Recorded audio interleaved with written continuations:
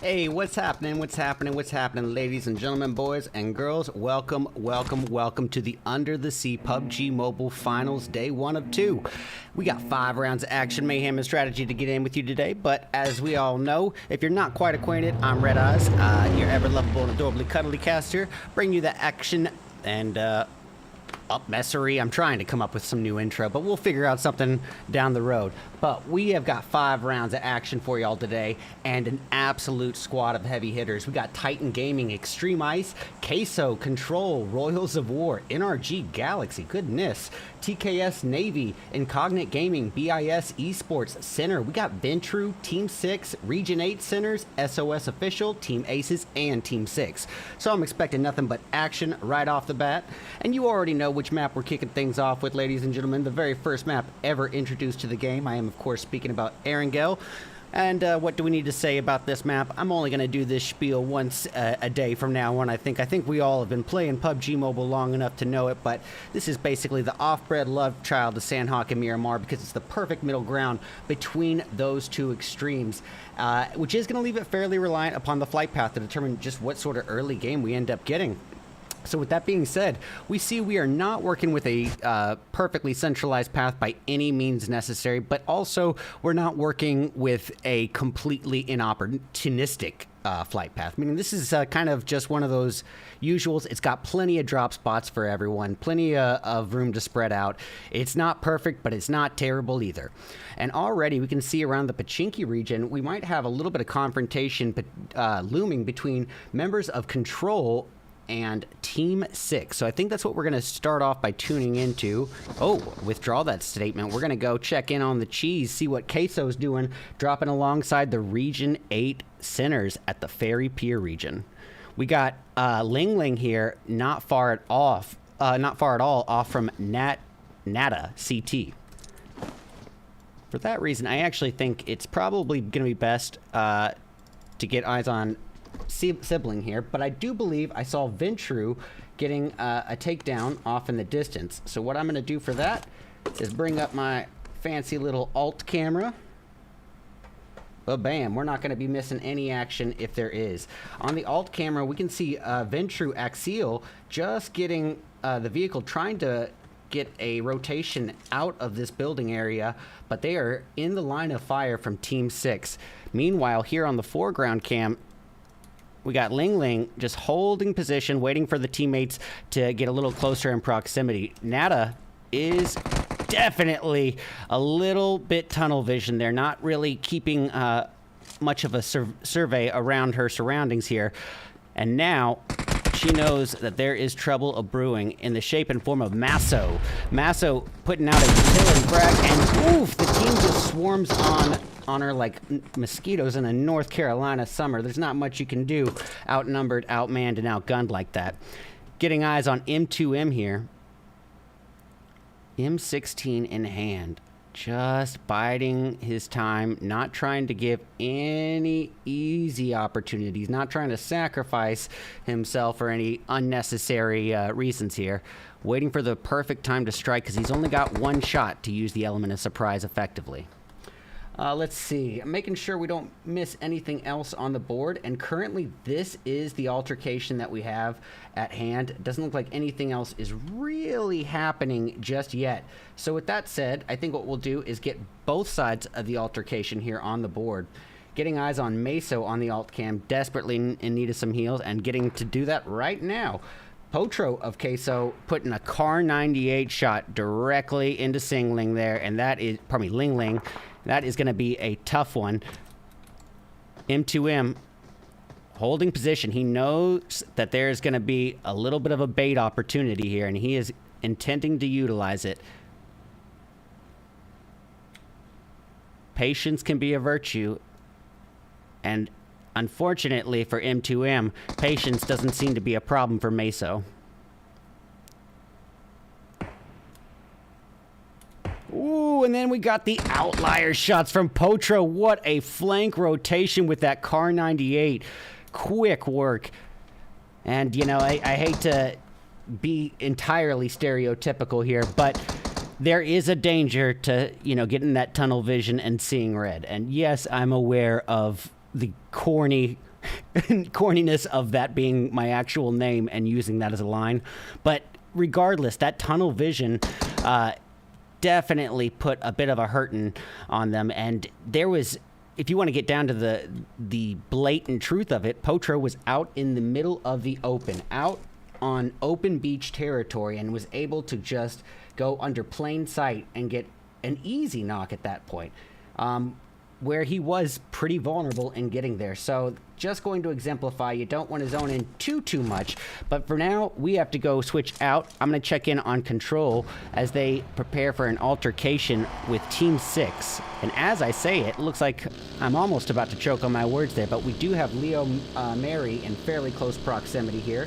Not going to try to miss out on any action. If they're going to be driving around, we're going to get back to the previous altercation, where at this stage, R8 has been reduced down to half of their starting lineup, ladies and gentlemen. Region 8 is down to just region of 2. That's going to be Bomba and Scrubs. Scrubs holding position with that S18 in hand. Scar L as well. And knowing that the numbers are stacked against him, he's waiting on that second story, hoping for that 300 tactic where they can't necessarily just swarm on them all at once. Unfortunately, I don't really think that's going to be much of a delay for them, for the opposition. And here it is, Bomba coming in for some immediate assistance. That's pushing in pretty aggressively here, considering it would be a 1v3 on the first story. And if Scrubs is not able to get a line on his opponent, he's not going to be able to do much. Bomba just taking a heap of damage and thanking his lucky stars to be alive at that stage. But ooh, the enemy on the roof. Scrubs was holding it there for a good minute, and it paid off in full form there as he drops down and gets an easy knock. Unfortunately for him, outnumbered, outmanned, and outgunned, and Milovan capitalizes. All right, what else is happening here on the playing field? Currently a little bit of a spread, and anyone who's seen me commentate before knows my spiel.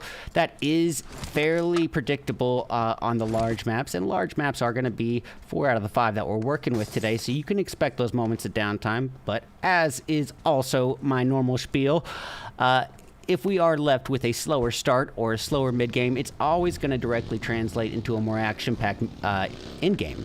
So I think that's a fair trade, in my opinion.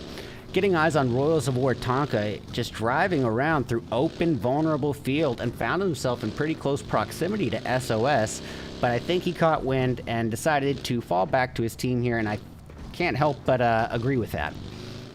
So where's our next bit of action going to come from? I think we are going to have to check in on Team Aces, who is already a member down. Yusuf taken out early on in game, leaving Aces down to a 3-piece of Sadra, Deep, and ironically Sadra. We got Sadra, and Deep. And I think, you know what, I'm going to... well, they are spelled the exact same way, too, so I'm not really sure how to... we'll call one Sadra 1 and Sadra 2. But they are in dangerously close proximity to TKS Navy. We see Navy Cardi perched on the hilltop, just holding position, relaying any scouting info he can to his teammates, but not too eager to leave the comfort of that buggy in case he needs to make a quick escape. So, while we are playing this waiting game, I think we'll go way on west and check in on the Titans as they prepare for an altercation with none other than Sinner. And we'll pull up Sinner on the alt cam. All right, well, Crow being shot at here. Not really much of a threat, it doesn't seem. Whatever it was just one bullet, one single stray bullet on his buggy, didn't even hit him. So, not overly panicking here. Let's check in on our crew here in Extreme Ice. Extreme Ice, we got Robert and Zendry here, utilizing that every man for himself vehicle approach, but not leaving that comfort of proximity from each other. And I think that this is a particularly effective strategy, especially in the NA region. I think being able to, let's call it, diversify your portfolio, spread your assets out, and be able to have just a little bit of variation, meaning that, you know, if one vehicle is shot at and brought to explode, it's not going to be something that takes out half of their team base. And on top of that, having the extra vehicle, even as a two-piece, being able to branch off from any immediate threat, it could be what saves one of the players. But here we have it. Extreme Ice, SOS, let's get it. We got 1777 going down to 000 as he is just wrecked down to the ground. B7 flying down and crashing as well. So it's going to leave things in the hands of Z9 and W6. W6 a little too committed to that utility, but as I say it, he 1v2s Extreme Ice and takes almost no damage, still above half health. Oh, and you hate to see that, honestly. Just overly committed to the utilities here, trying to get a fancy knock rather than an effective one, it seems. And I think that's always easier to say, you know, as a observer when we have that 20/20 spectator's vision and we're not, you know, there in the field. But at the same time, it was a, you know, he had already taken out half of a full squad and knew he was in a 1v2, but they were perched fairly close, but not directly on top of each other. So even if, I still don't think, even if one of the nade actually hit the enemy, I don't think it would have been enough to take down both of them. I don't think it was even in a situation where they were both close proximity enough for that. I'm trying to rationalize that decision in my head here, but I gotta disagree with it. And I think that's probably why we don't have RedEyes playing at Tier 1 Pro levels. All right, we're going to check in on Incognite here. It doesn't look like there's much happening with that. Going back over to Titan here. It looks like Titan utilizing my favorite individually coined strategy. I'm not even going to say the name of the strategy because I feel it's almost cringeworthy after I bring it up so much. But they are surrounding their opponents and just spreading out and adding that panic factor. But KX of Titan Esports is no joke, and he is not here to be funny. Getting a quick takedown on Remix of Extreme Ice, bringing them down to one final hope. Oh, pardon me. I withdraw my previous statement, bringing them down to a two-piece of Robert GG and Zendry. By the way, everyone, hope everyone's doing well today. If you haven't yet, please don't forget to drop a follow, subscribe to the YouTube. Let me know in chat who you're rooting for. Ooh, Zendry running one over like a bowling pin, but just taken down to extremely dangerously low health. And boy, oh boy, it's going to be a feast for Crows tonight, ladies and gentlemen. Crow coming in and just easy vehicle knock there, but if you saw it, it was barely enough to hit Zendry. Just the side of the tire, but that's all it took. And then the Crow has struck once again, and indeed a feast for Crows. However, you can kill them with kindness all you want, but sometimes they kill kindness right on back. Case and point, boom goes the vehicle, and now the Titans have fallen just like that. All that noise, hubbub, and commotion of that previous altercation basically gave up their position like a honing beam. And now SNR, who just was able to come in for that third-party surprise off angle, is having a bit of the same potential fate happening to them if Royals of War gets this off angle on Jas of SNR. Colgo putting out the M4 spray, doing significant damage to Jas, taking him down to below half health, just barely below. And if you'll notice, SNR is they're not spread in, you know, the vast scale sense, but they are spread in the sense of if one of them is knocked, the other one getting there to revive is going to be a bit of a hurdle when Royals of War has such an open line of sight. Let me actually double check on that because I might have that last little fact incorrect. If Royals of War doesn't have any high ground over that, I seem to think that they had, but I guess it doesn't seem to be the case, is it? Royals of War bowing out of the altercation and falling into the safety of this new zone. And, you know, realistically, potentially lining themselves up for a gatekeeping opportunity. But no time to wait, ladies and gentlemen. We're going to check in on control and see if they do still have control. And currently sitting on 0 elims, but this is match 1 of 5, and we have $650 on the line here today for the PUBG Mobile Under the Sea Finals. And, well, I should say on the line for the finals. And so it makes sense that no teams are really overly eager to give up their fair shot at taking home that prize pool just yet. No easy mistakes, no serving themselves up on a platter to the opponent, at least not in match 1. Let's do the slow play. This is a 2-day marathon, not a sprint. All right, we're going to check in on Tonka, Royals of War, getting dangerously close to the opposition in TKS Navy.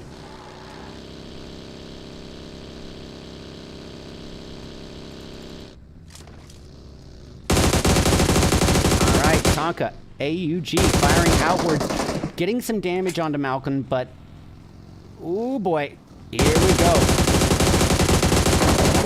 Navy driving dangerously by, and it was extremely vulnerable, but Tonka realized it was basically a distraction drive-by. I mean, that's the only way I can rationalize driving that far off from running over the opponent, but being that vulnerable, traveling that slowly.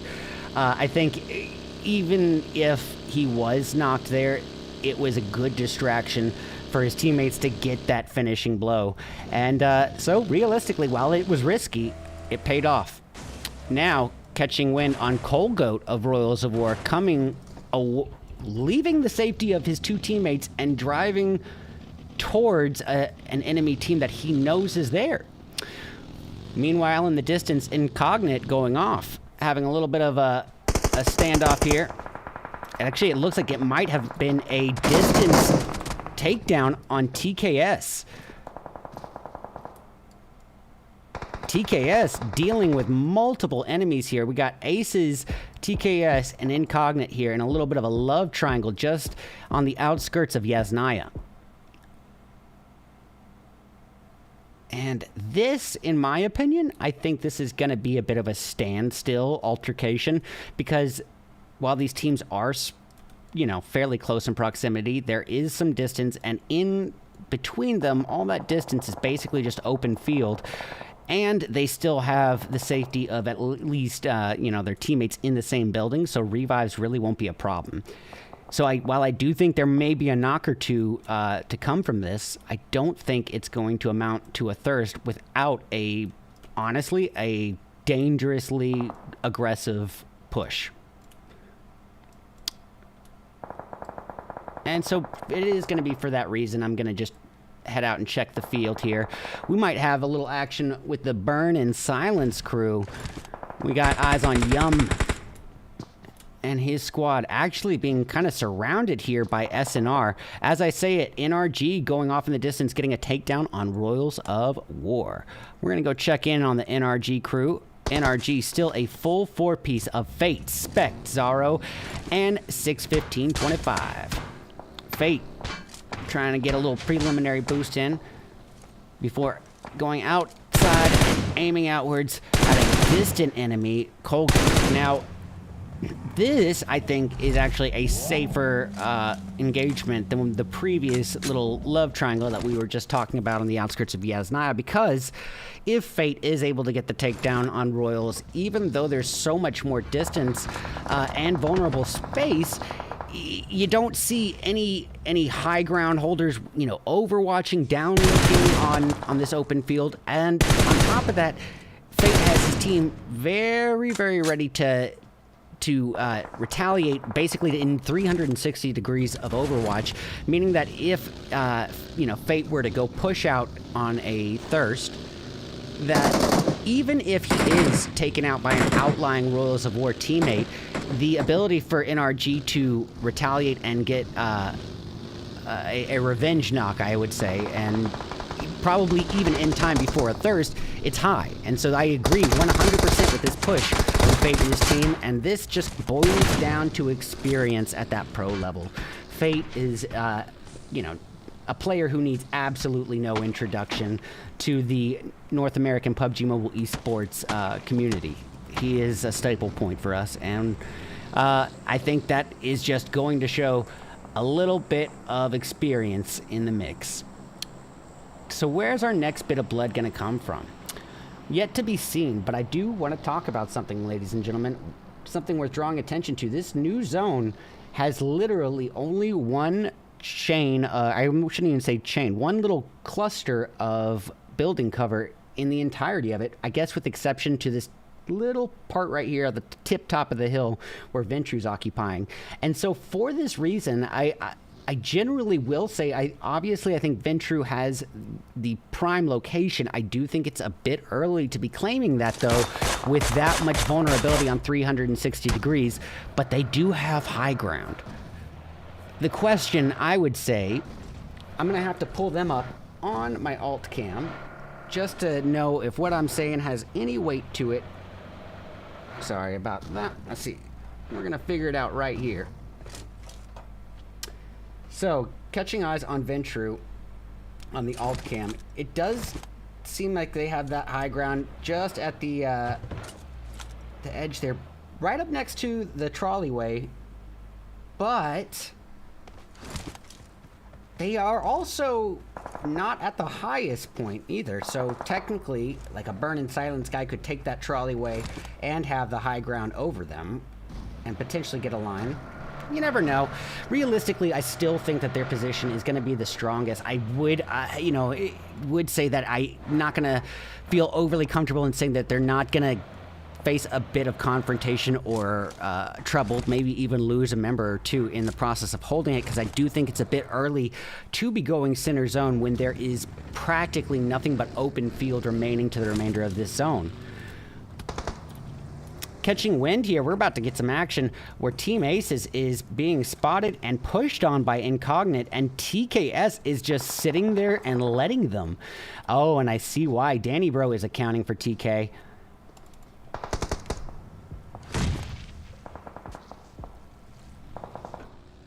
I still believe in Region 8 Center, says Kick Bro.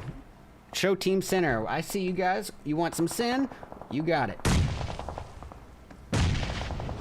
I will pull them up here on the alt cam right now. Currently, Team Center not really engaging with anyone yet, but they aren't far off from the likes of Ventru.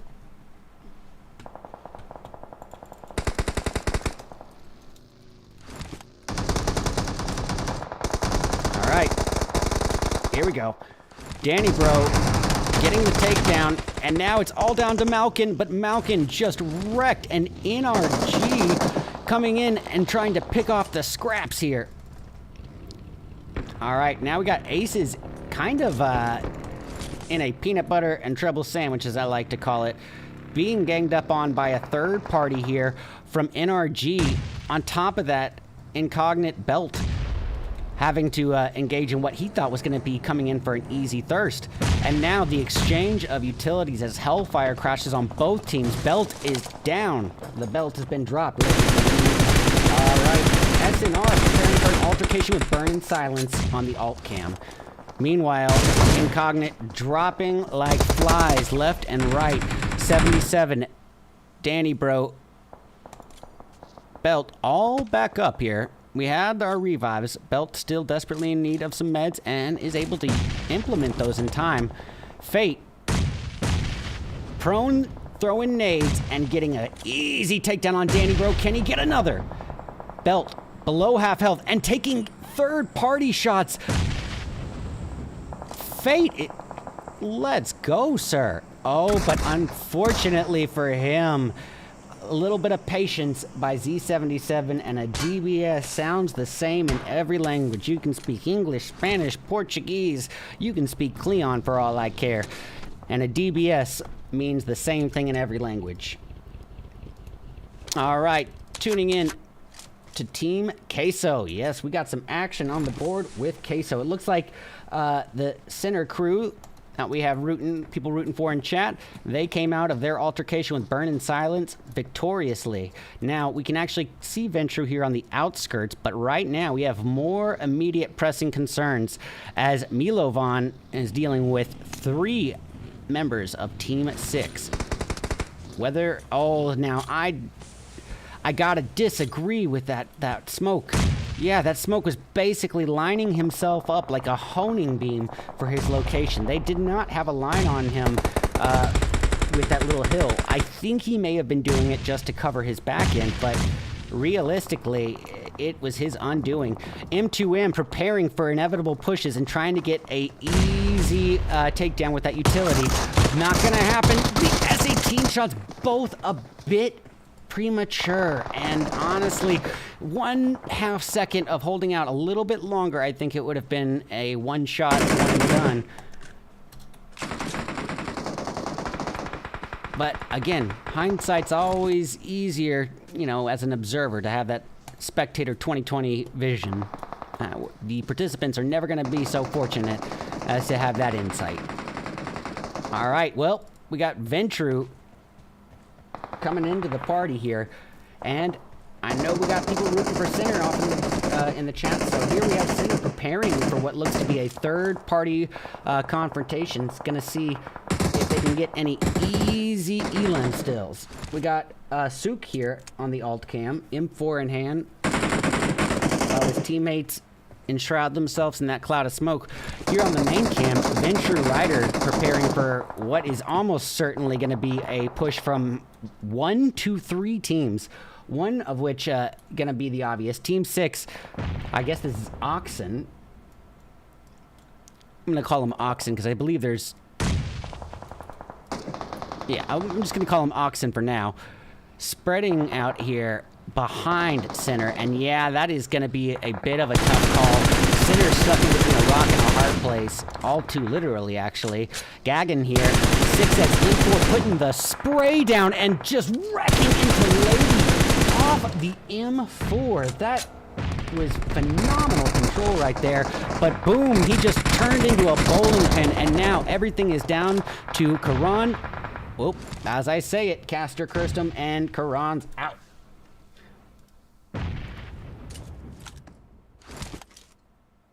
All right, so we got to go check in.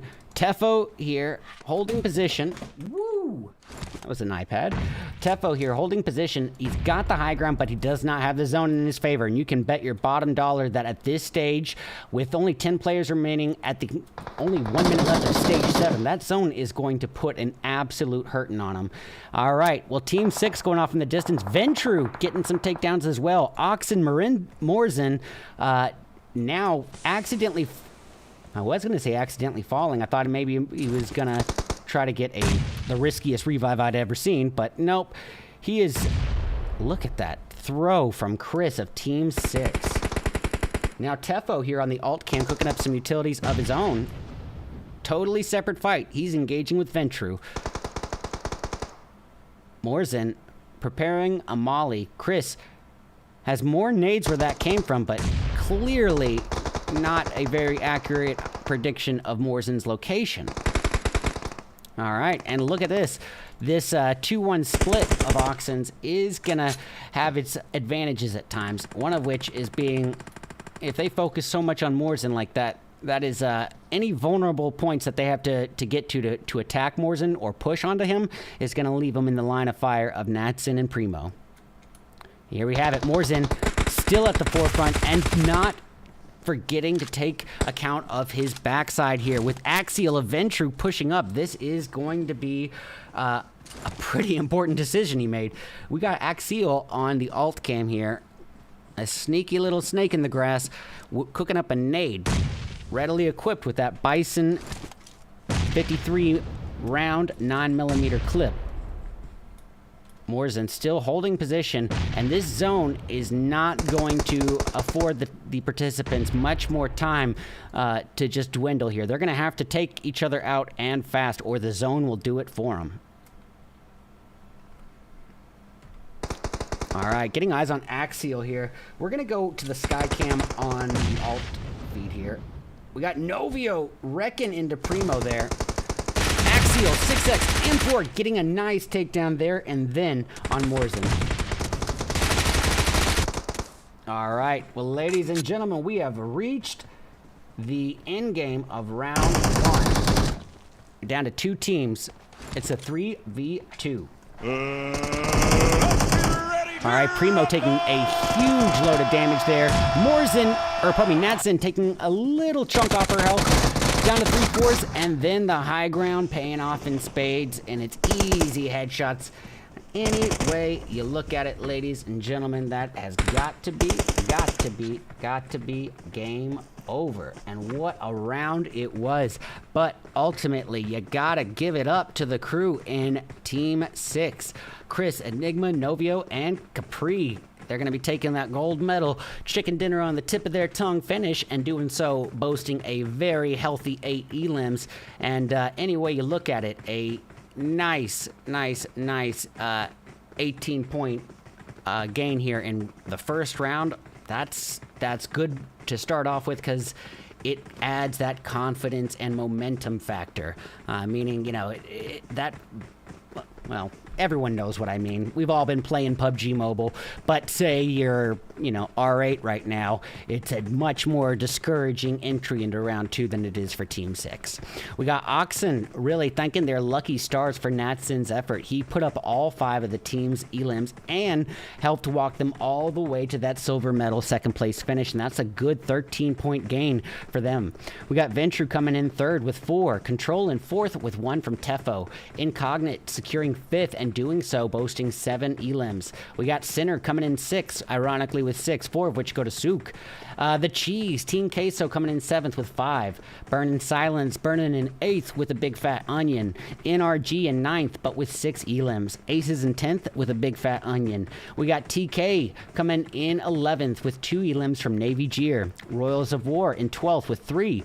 The Titans crashing into 13th with 4. Extreme Ice on Thin Ice in 14th with 3. SOS in 15th with 0. And lastly, R8, as we had previously mentioned, in 16th with 0. Well, ladies and gentlemen, that is just 1 out of 5 matches down, done, and dusted. We've seen our participants on the first map of Erangel, but what's going to happen when we move things to a bit more arid, dry climate, a little destruction in the desert? I am, of course, speaking about Miramar as we return for round 2 of 5 of the PUBG Mobile Under the Sea Finals. In just a few short moments, stick around. We'll be back soon.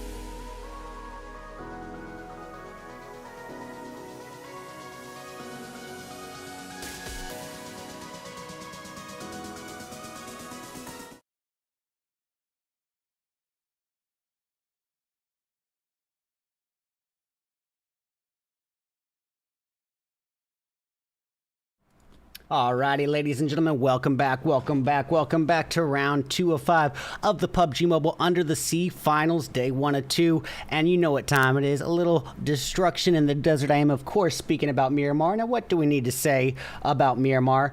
Essentially, it's the largest map in the game, and that's technically not true, because it's also an 8x8, just like Erangel, but 8x8, you know, can mean a lot of things, and Erangel has a lot of bodies of water, so realistically, this is going to be the most surface area that the participants can cover, meaning that the odds of two teams landing next to each other are a bit slimmer than normal, but it's entirely dependent upon the flight path, as we've seen, and this is actually one of the most opportunistic paths offered in Miramar, despite how, you know, kind of atrocious it looks, and the reason being is, sorry about that, for this string of cities that leads from this Campo Militar down to the Minas del Sur area. It strings through 2 complete lines and channels of cities, and this is basically going to leave a ton of drop options for the participants, regardless of it being so off-centered.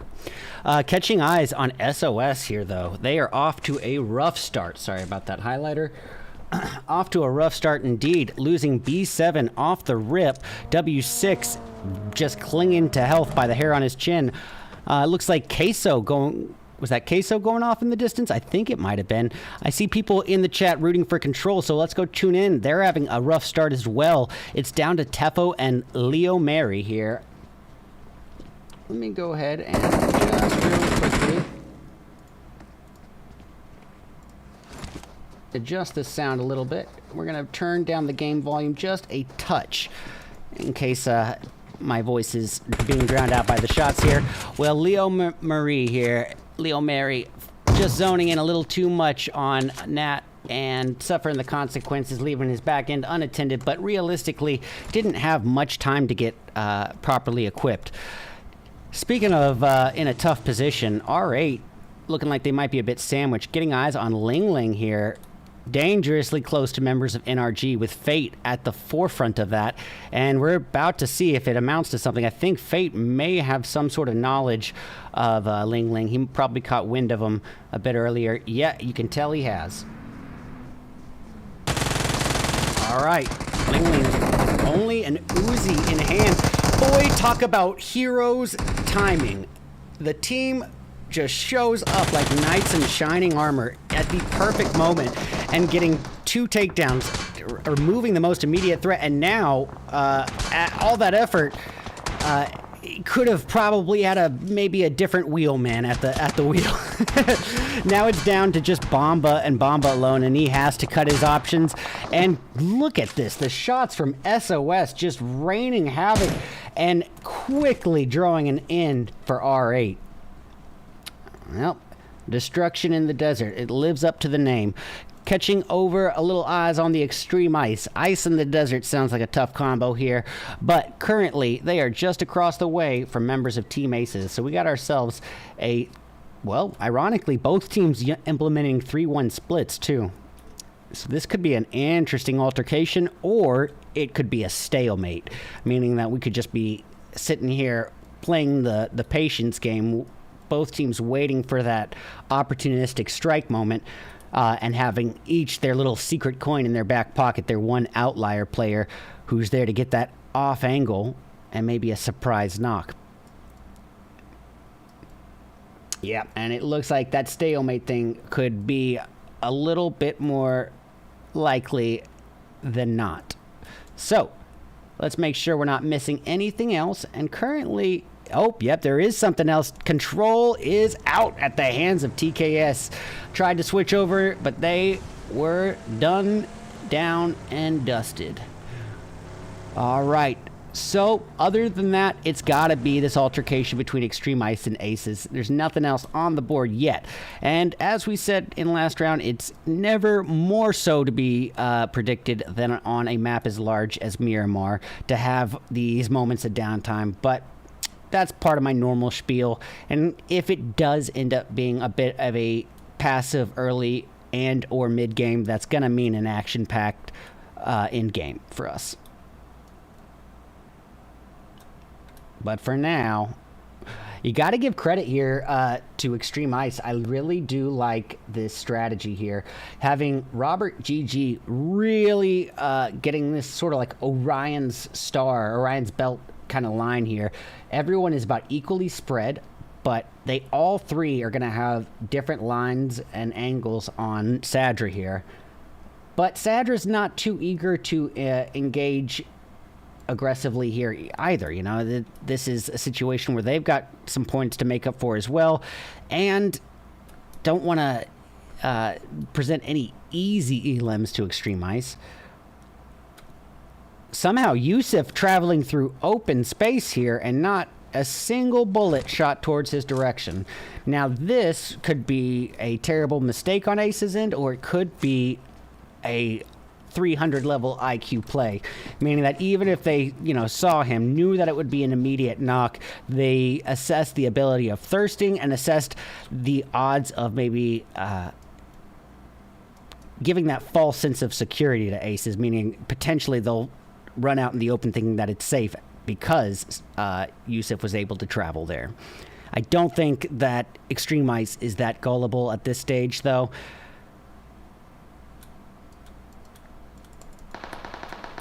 Oh, well, shots wrecking into Sadra, who just clings to life by the hair on his chin, but sometimes that's all you need, and is able to first aid up right before Hellfire just bursts all around him and takes him down to just above half health.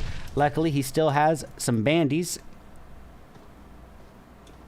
And this is a slower match for sure, or slower altercation for sure, but ultimately Yusuf did make a fatal error there and finding himself in range of that doorway. So 9812 had an easy line of sight for a finish. Now Sadra soon to follow. That high ground could have been his saving grace had he just gone prone.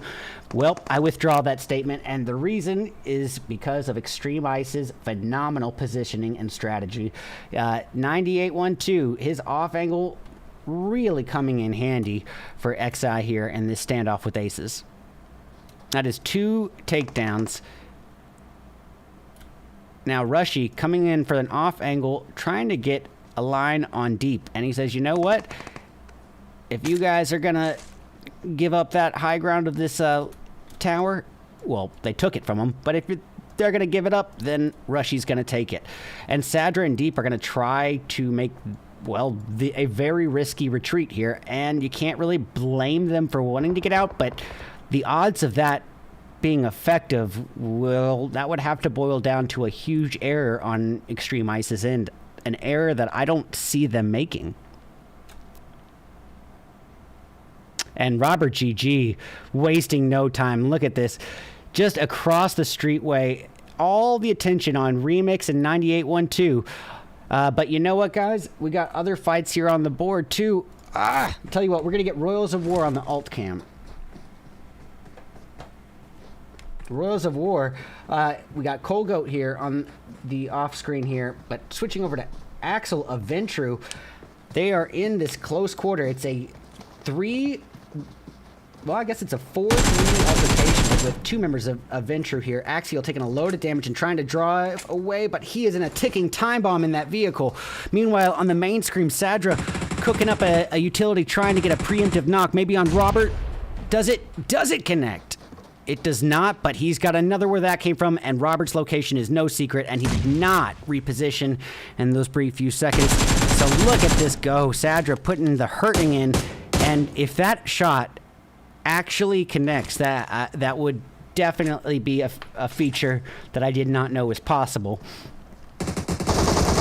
Robert in a world of hurt. The bullets crashing down, and Sadra 1v2s. Goodness gracious, Sadra now responsible for 75% of the team's elims, and you gotta give them credit. You know, yeah, they lost half their starting lineup in the process. It's an altercation that came with a price, but boy, 4 elims on the board, and Sadra is responsible for 3 of them. Meanwhile, we got Ventru and Royals of War with Sad, 09, and Axial remaining. They lost half of their lineup here, but that nade crashing down onto Colgoat and evening the odds a bit here. So it's a 2v2, Aragod and Tonka versus Sad and Axial. But look, we got an off angle in TKS coming in. They smell the blood, and they are here for some third-party easy elims if possible. For that reason, I'm going to be getting them on the alt cam here. Cardi C, a sneaky desert snake, creeping forward, cooking up utilities, and meanwhile, Axial is down and out. Sad tries to retaliate, but look, TKS is not the only team with a third party in mind. Queso coming in for a slice of the cheese as well, and now Nada, though taking a heavy hit, was able to secure it. It looks like Cardi C, after getting a elim added onto the board as well, finds himself or herself in the line of fire, taking a heap of damage, falling back to the geographical cover behind the hill, healing up and preparing for an attempted escape. Looks like Queso is not going to give them too much trouble about it either. They came in for the third-party elims and now are bowing out, but that does not mean that TKS is out of the frying pan yet, because there is still another threat in the shape and form of Titan Esports, particularly KX. Checking the field. What is happening? Are we missing any altercations? Currently, a little bit of space between these participants, but a couple potential altercations may be in the works here. One moment.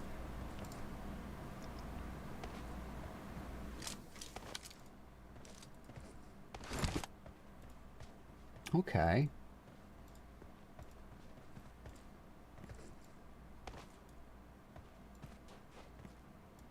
All right, well, you know what? Let's have a look at the map. I think I was just able to get that going. Okay, so currently just a bit of a spread around the field here.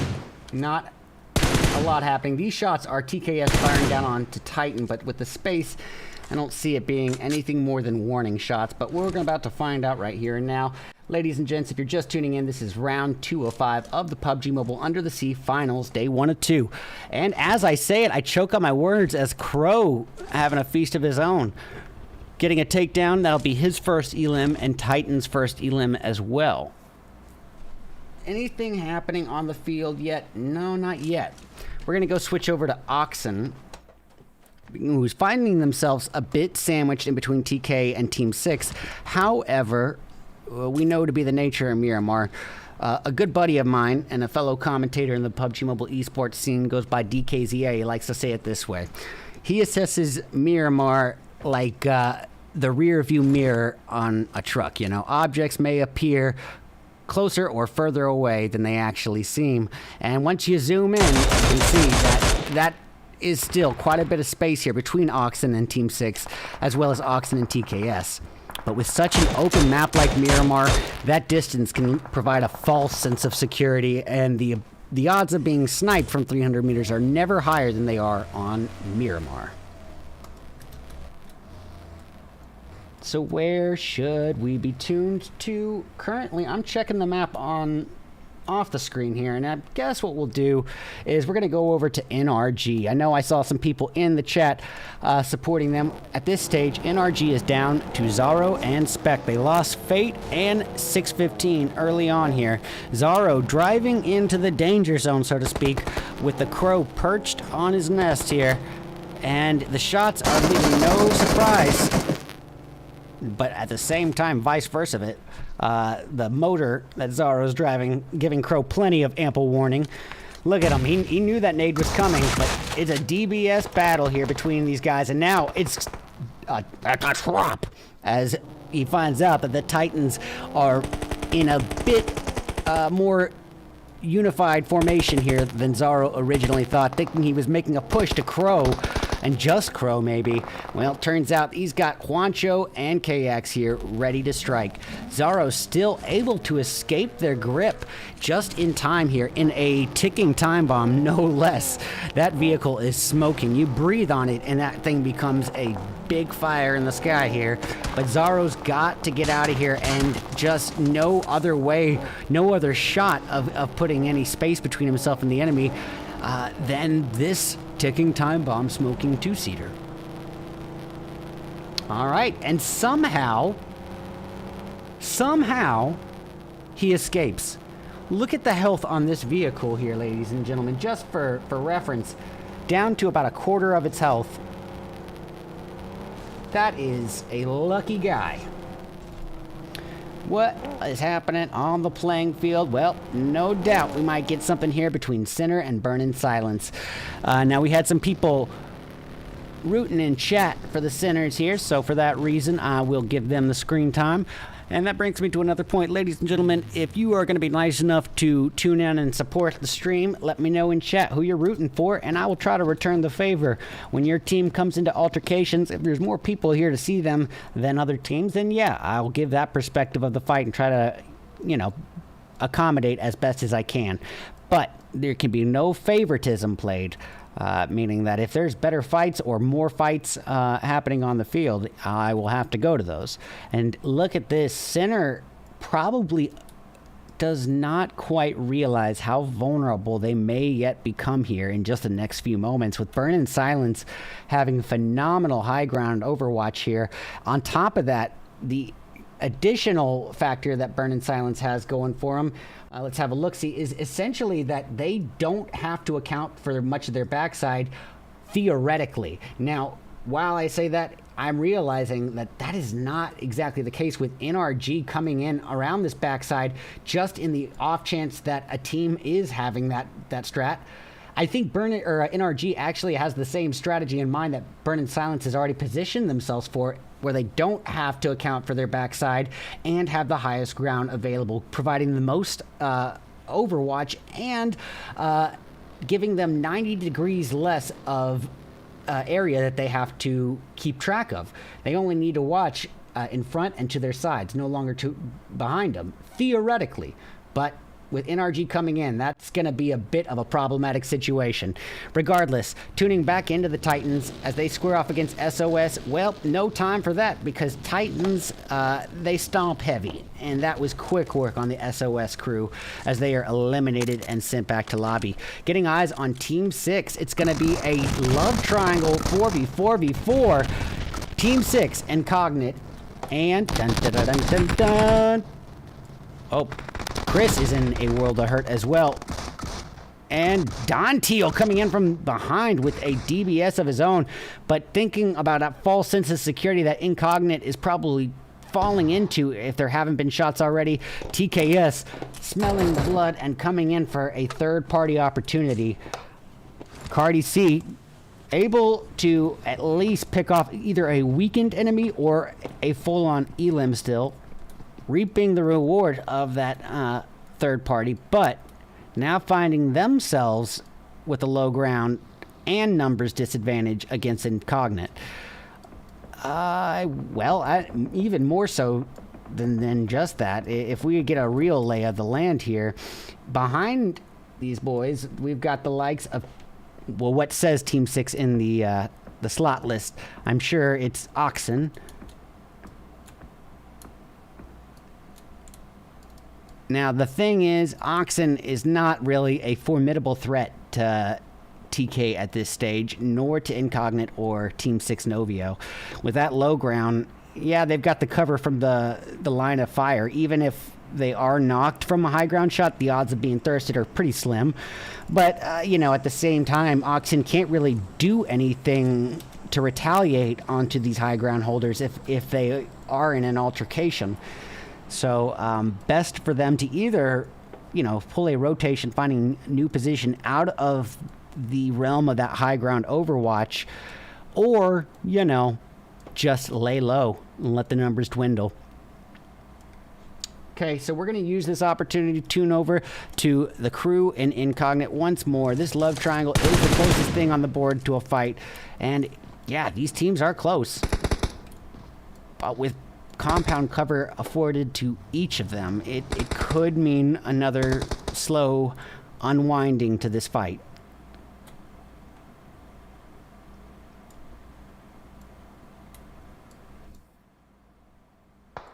Okay, a couple warning shots. Yeah, not really a lot happening with that. I tell you what, I do see another potential fight here on the board, and yeah, we're gonna get it. It's gonna be Queso up against Titan Gaming, potentially. I said we're going to get it, and I may have caster cursed this. I see KX, Crow, Juancho, and Kindness all preparing for an evac route and driving away from the altercation into the danger of this blue zone. Still in vulnerable territory, but a wide flank rotation to escape this altercation, and it looks like they'll do so successfully from the Titans. But now this noise may have put Queso in a bit of a predicament, and it looks like it has. Yeah, they are taking shots from what I believe is Oxen, and yes, they are. It looks like there has been a knock. Oh, I withdraw that. Oxen gets a knock separately off elsewhere. Let's go have a tune into this. Looks like Team Queso still giving chase to the Titans here. KX in that burning, what do they call it? Incredible Lambo, brand new to PUBG Mobile. And, well, you see Lambos driving through the wide open sandy arid desert often. Juancho out of there. The Titans have fallen, and in this time, just at the concluding portions of Stage 4, they just barely missed the requirements for placement points, unfortunately for them. Getting eyes on what remains of NRG, well, that candle was burning bright, and Spec is burned back down to the lobby. All right, well, the Sinners are here to atone, and boy, oh boy, they are approaching what was a three-way love triangle. Remember what I had said earlier, is that could have also unfolded into a stalemate, kind of a slow altercation unwinding. Yep, it is going to be, because TK, Incognite, and Team 6 all have this compound cover. So Sinner, just driving around looking for some action, coming to join the party when they hear these little warning shots fired between these teams, actually going to find out probably the hard way. Oh, I take that back. There's no one behind them. They got Blue Zone behind them. Well, I was going to say they would have been the only immediately vulnerable teams here, but as I say it, I realize I'm not entirely wrong. I just saw a vehicle off in the distance back there. I'm not sure who it was. The team couldn't render in. But none of these shots are really hitting just yet. But look, Oxen coming in. We got Nat Zin here in a potential world of hurt. Driving right by the Sinners, somehow not taking a single lick of damage to his body. The car taking some hits for sure. Actually, car taking a lot of hits, but Nat Zin still at just above 3/4 of his overall health. All right. Well, we're about to get one action-packed in-game here. There will be blood in the sand as we are reaching the last minute remaining of Stage 5. And basically, from here on out, it's lining up for bloodbath warfare here in the Miramar Desert. We got TK working their way slowly but surely, trying to creep into this new zone, but finding themselves, if they do choose that route, they'll be stuck in between Sinner and Incognite. And matter of factly, they are in the worst position they could possibly be in, just given the context of where the enemies are. They don't know this, but we do. They are surrounded on literally 5 different angles here. There's not really much more vulnerable of a position than that. Queso coming up for an altercation. It's like everyone's going to come up for this altercation. We're about to get non-stop action. Center, Soup coming in, but low grounded, and Jess and Goggin remain here. It is an enemy vehicle explosion for the finish there. And just like that, the Queso got a little burnt as well. Potro, the last hope for the team, but able to try to secure this revive, while the unintentional distraction comes from TK as they square off with Oxen. We'll pull Oxen up on the alt feed here. Oh, sorry. Oxen's already on the main feed. We will pull up Queso on the alt feed then. Milovan is getting that revive. Potro trying to provide some overwatch. Checking in on Incognite. Nat Zin and a world of hurt as well. But look at this. Raxter holding his own. Saving teammates left and right. Preventing the thirst. Taking down enemy after enemy. 2 elims and a potential third knock, if I saw that correctly. I could... Oh. Well, if you didn't believe in the caster curse before, I bet you do now.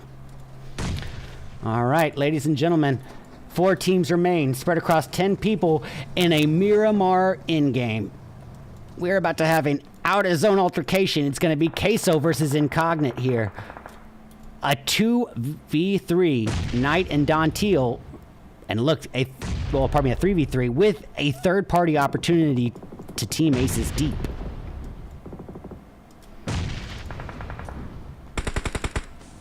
All right, both sides of this altercation with Nada holding the geographical hill cover here. Dante cooking up utilities, trying to get an easy nade knock, something that can further ensure a safer push. And there they have it. Dantil getting the nade onto Milovan. Nada kind of wasting precious opportunity here. All right, Incognite 77 pushing up to the fight and trying to hold off the looming outlying threat that is Team Ace's Sadra. Deep coming in as well. Milovan is going to get revived, and ladies and gentlemen, the entire playing field is here in one little cluster of this new zone. Queso trying to pull a risky vehicle rotation. Danny Bro thinking about doing a little bit of the same. Incognite laying back to try to hold this high ground, and look, this smoking vehicle, a ticking time bomb down to Nada for Queso now. Gonna switch over.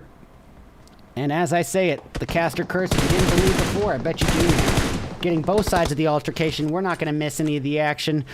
Dantil desperately in need of some heals. Ladies and gentlemen, we've got a 4v2 to end round 2. Let's get ready to rumble! Boy, Sadra stuck trying to utilize what geographical cover is afforded to him. Unfortunately, this low ground disadvantage, a spread is probably their only bet here for Aces. Outnumbered 4-2. Let's see what he's got. Sadra, the takedown on Danny Bro is good. But where is Deep in all this? Where is Deep? We'll find out on the alt cam, pulling up both members of Aces. That way we're not missing a single knock remaining in this match. With Danny Bro knocked, 77 knows that the path towards his knocked teammate is going to be a risky one. Sadra trying to enshroud his path uphill in a cloud of smoke, if possible. Cooking up a preemptive utility, maybe an attempt to take out Don Teal and Knight, 2 birds, 1 stone. Any easy knocks without risking any shots to his own health, because this in-game, with all odds stacked against him, is going to be crucial that there are little to no errors whatsoever if Aces wants any shot at this. And just as I say it, Deep, DBS in hand, Sadra provided all the distraction that Deep needed for an easy takedown at close quarters. He adds onto it. Incognite Knight is down, and just like that, oh boy, it's all on Dantil. And just like that, Aces overcomes the odds. We're outnumbered by Incognite literally 4-2. And in open field, low ground disadvantage, meaning that the team of 4 had the high ground, had the numbers, had the resources, had the overwatch, all odds in their favor. That was Incognite's match to lose, and unfortunately it just so happened to string into a series of mistakes on their end that Aces wasted not a millisecond in capitalizing on, and for that reason you gotta give them their due flowers. And any way you look at it, that's game over, ladies and gentlemen, for round 2. Team Aces in a phenomenal performance, taking that chicken dinner on the tip of their tongue finish. And get this, 9 elims between the 2-piece of Deep and Sadra, and evenly divided for the most part. Incognite, ain't nothing wrong with Silver, even though that mistake there at the in-game altercation is definitely something that they're going to be kicking their toes about. It does not discredit a very valiant effort. 8 placement points to add on to that 8 elim points. That's a 16-point gain for them versus the 19-point gain for Aces. It's really not that vast of a difference between first and second when Incognite's elims are that high. 15 points for Incognite, 19 points for Aces, because that's how simple math works. Ayo. Team Queso grabbing third place with 11. Team 6 in fourth with 1 from Novio. Oxen in fifth place this time around with 5, 4 of which between Nansen and Rackster. TKS securing 6 and doing so, boasting a very healthy double-digit 10 elims. Sinners atoning in 7th. They're going to just enjoy the placement points, but no elims to add to it.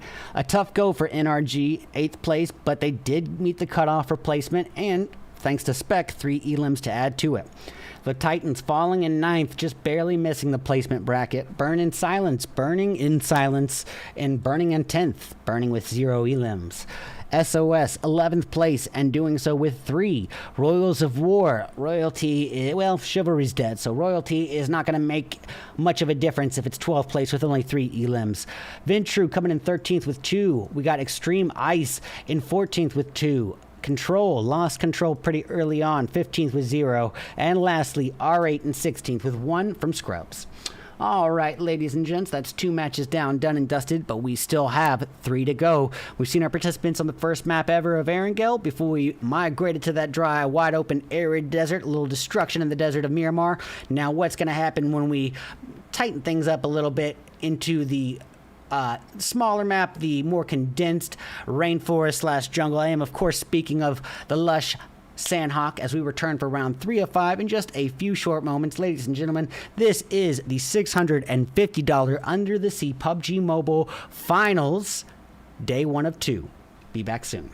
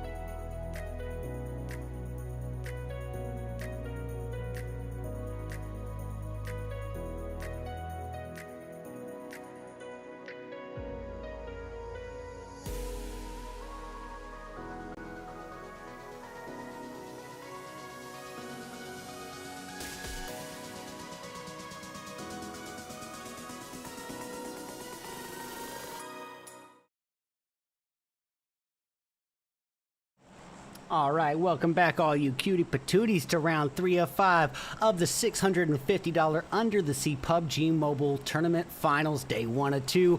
It's time for a little rumble in the jungle as we know it, the lush condensed forest of Sanhok. Now, what do we need to say about Sanhok?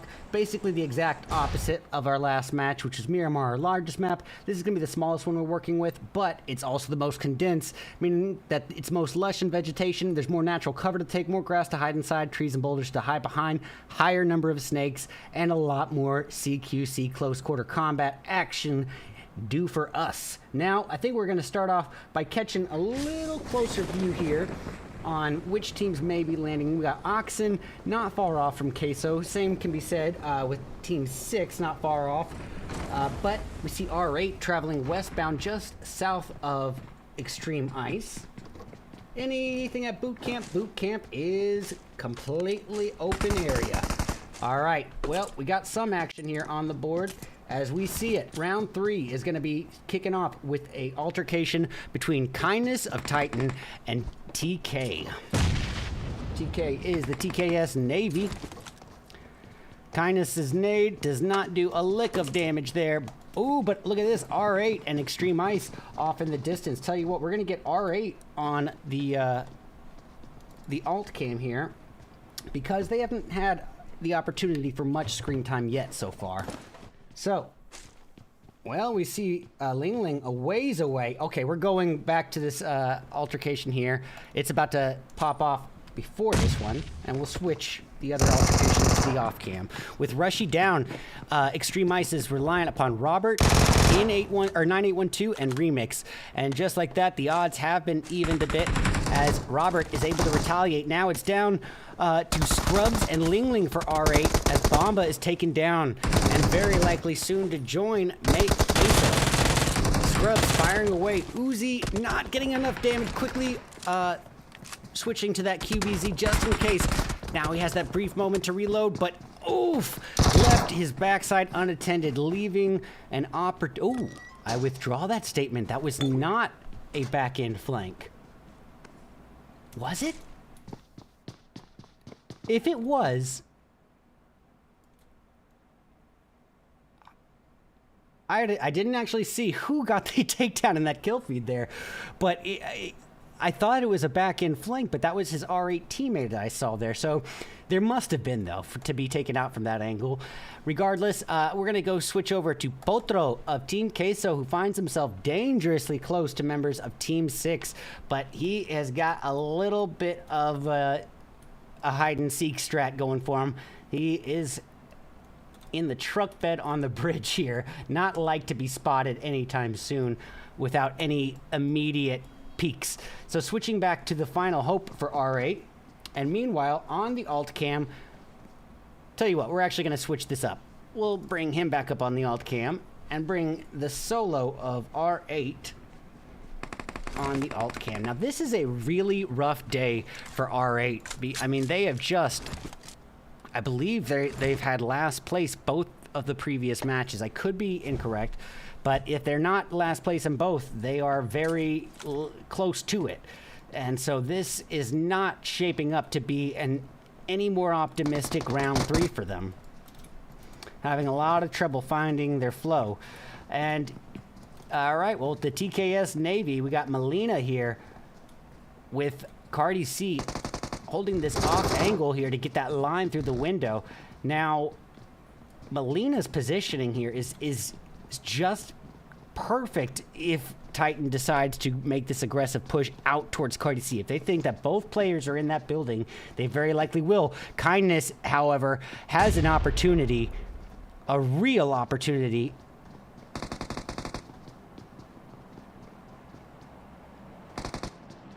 Ooh.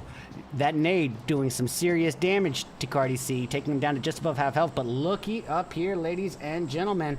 We got a third party coming in the shape and form of Royals of War. Well, we're going to pull up Royals of War Colgoat here on the alt cam. And just like that, Titan gets the knock. It's down to Cardi C. Cardi C going into FEP mode, the DBS double barrel shotgun, getting a quick takedown on Kindness. And then I didn't see if that was an actual knock. No, it was not enough to take down Juancho. Brought him down to 5 to 10%. But ultimately, then comes in Crow, just feasting at the enemy's corpse right there and then. So, gonna switch our attention briefly to Don Teal of Incognite. Driving out of the frying pan and potentially into the fire. I believe he had a knock on a control member and is here for an aggressive push. Turns his back. He did not see Leo Marie, and still Leo Marie missed almost the entirety of his or her shots, and Don Teal retaliates, securing the knock. If Control hadn't gotten the retaliatory knock, it would have been even more concerning. Danny Bro is at this point now the last hope for Incognite, and what a time to try to live up to that name. You gotta be Incognito, and not able to do so. The Danny Bro is all broed out and sent back to lobby. All right, well, now we got a distance fight here occurring between Oxen and Control. Oxen trying to pick off the remains of a weakened, fresh out of an altercation team of Control, and not really able to have that line of sight for long enough to do much with it. So, just bringing up the alt cam for a moment, I did see that member of Royals of War driving right past a full team of Control, or pardon me, a two-piece of Control. Didn't end up being much. Getting Coal Goat here on the main screen, though. Okay, Coal Goat's got something planned here. Maybe the underwater passenger strat. You don't see it as often these days, I feel like, but it's still it's still very much a thing. So little Michael Phelps here, trying to be a sneaky water snake, swimming his way in the jungle over to a full 4-piece team of Oxen. Currently, I don't see anything else happening in the elimination feed, but I am hearing shots, so I'm guessing that is probably Oxen firing at a more distant team. No, it's the remainder of Royals of War firing over at Oxen, providing that necessary distraction for Coal Goat to creep forward underwater, paddling forward. Now, this is interesting. Royals of War finding that there is some outlying threats, the first of which being... the first of which being members of Team 6 and A. All right. And I do believe that Queso just had a takedown in the distance as well, if I saw that correctly. Well, they've got a line on NRG. I had a member, or I had a viewer send me a meme in the intermission. It was of Megamind saying, but did they beat NRG though? And you got it. I mean, he's got a point. Did NRG really get beaten if those were the circumstances where I believe they were outnumbered, low ground disadvantage, and you got to give credit, for their performance in the first round. So, yeah, he's got a point. NRG very much still a reason to... Their name should still be intimidating. All right, we got Nada and Potro on the rockside cliff edge, trying to catch a line on either NRG or anyone across the way behind them, of which there is none. Fate, a sneaky little water snake of his own, and I like what he's doing here. We've seen it in PMSLs, well, especially with this previous spring PMSL. I can't remember who it was, but came out, swam behind the shack here, and just waited for the right opportunity. Came out, climbed up, and retaliated. I believe there was like a jet ski or something pulled up to the backside. And it was one of the biggest upsets of a Sanhok match I'd ever seen. And I'm wondering if that's what Fate is hoping for, is maybe a Queso push where they think that it's just Zaro and 615 there after they get the knocks. You never know. It's a lot of predictions without a lot of information for us to have. But here's some information that we know is happening. Team 6 could be in a world of hurt here, surrounded on numerous angles. One side, they got Ventru here, who also has a high ground advantage, an Overwatch advantage over Team 6. But on the other side, they've got Royals of War. So they are vulnerable not just from the high ground, but they're vulnerable to their left as well, the west end. Anyone on their right end? No, but that's still 100, or I guess, 180 degrees that they need to be concerned about. I guess 90 degrees. Oxen going after the Sinners. Tell you what, we're going to get this up from Sinners' perspective, where it's down to just Sook at this point. Goggin and Jess just shot like fish in a barrel there, and Oxen is going to add Sook to the mix, and just like that, the Sinners are going to have to atone in the lobby. And look at that. On the alt cam, Cold Goat was just laying low, not bringing any unnecessary attention to himself, just holding his breath, literally. And this is shaping up for an even worse position now for Team 6, as Oxen holds the waterway just across the way. Royals of War, both to their south and north, and their west being occupied by 3 members of Ventru. Their northwest is still a line of fire threat from Nada. There is just so many potential things that could go wrong for Team 6 here. And to add insult to injury, even members of SOS could likely get a knock from this angle. This is a vulnerable position that should not have been a very vulnerable position. This is a more contextually disadvantageous position for Team 6, and I don't blame them for wanting the position here, especially after this new zone is migrated. But it's not there yet, and right now they have no idea how much trouble they could potentially be in.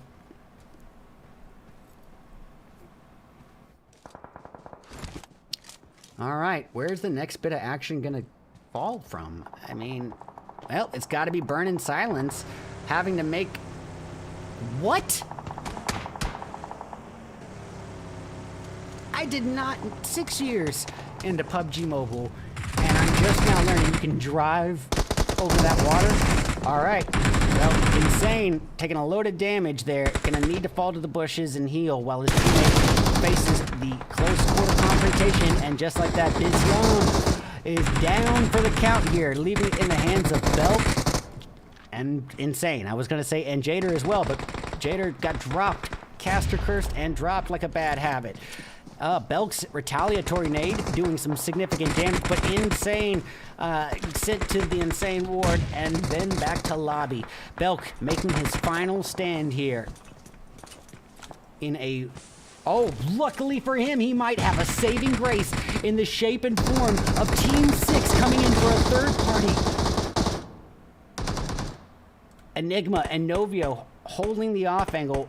Royals of War on the other end. And look at this. Team 6 Novio getting the knock on Tonka of Royals of War.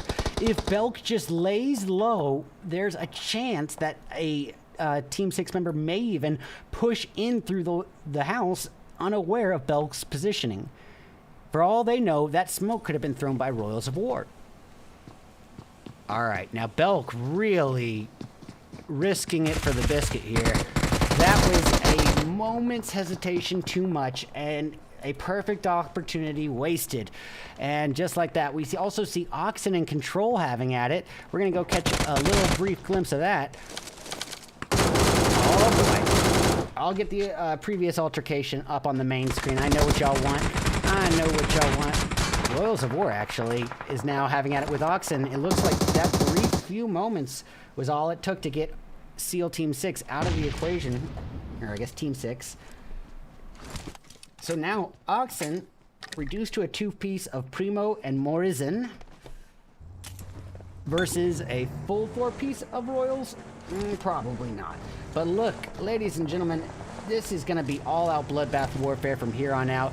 Ventru down to their final hope now. Ryder in a CQC altercation against numerous members of Extreme Ice, making his final stand. UMP 45 close quarter combat annihilator as his primary for the fight. Meanwhile, NRG going off in the distance. We're going to pull that up on the alt cam for sure. Zero getting a takedown there. Meanwhile, on the foreground, Remix evening the odds and, actually not evening the odds, getting the finish. Switching over to Control here. Control making a bridge camp attempt, but finding themselves pinched in between Oxen and Royals of War. This is a tough one. Down to Tefo and Lady at this point.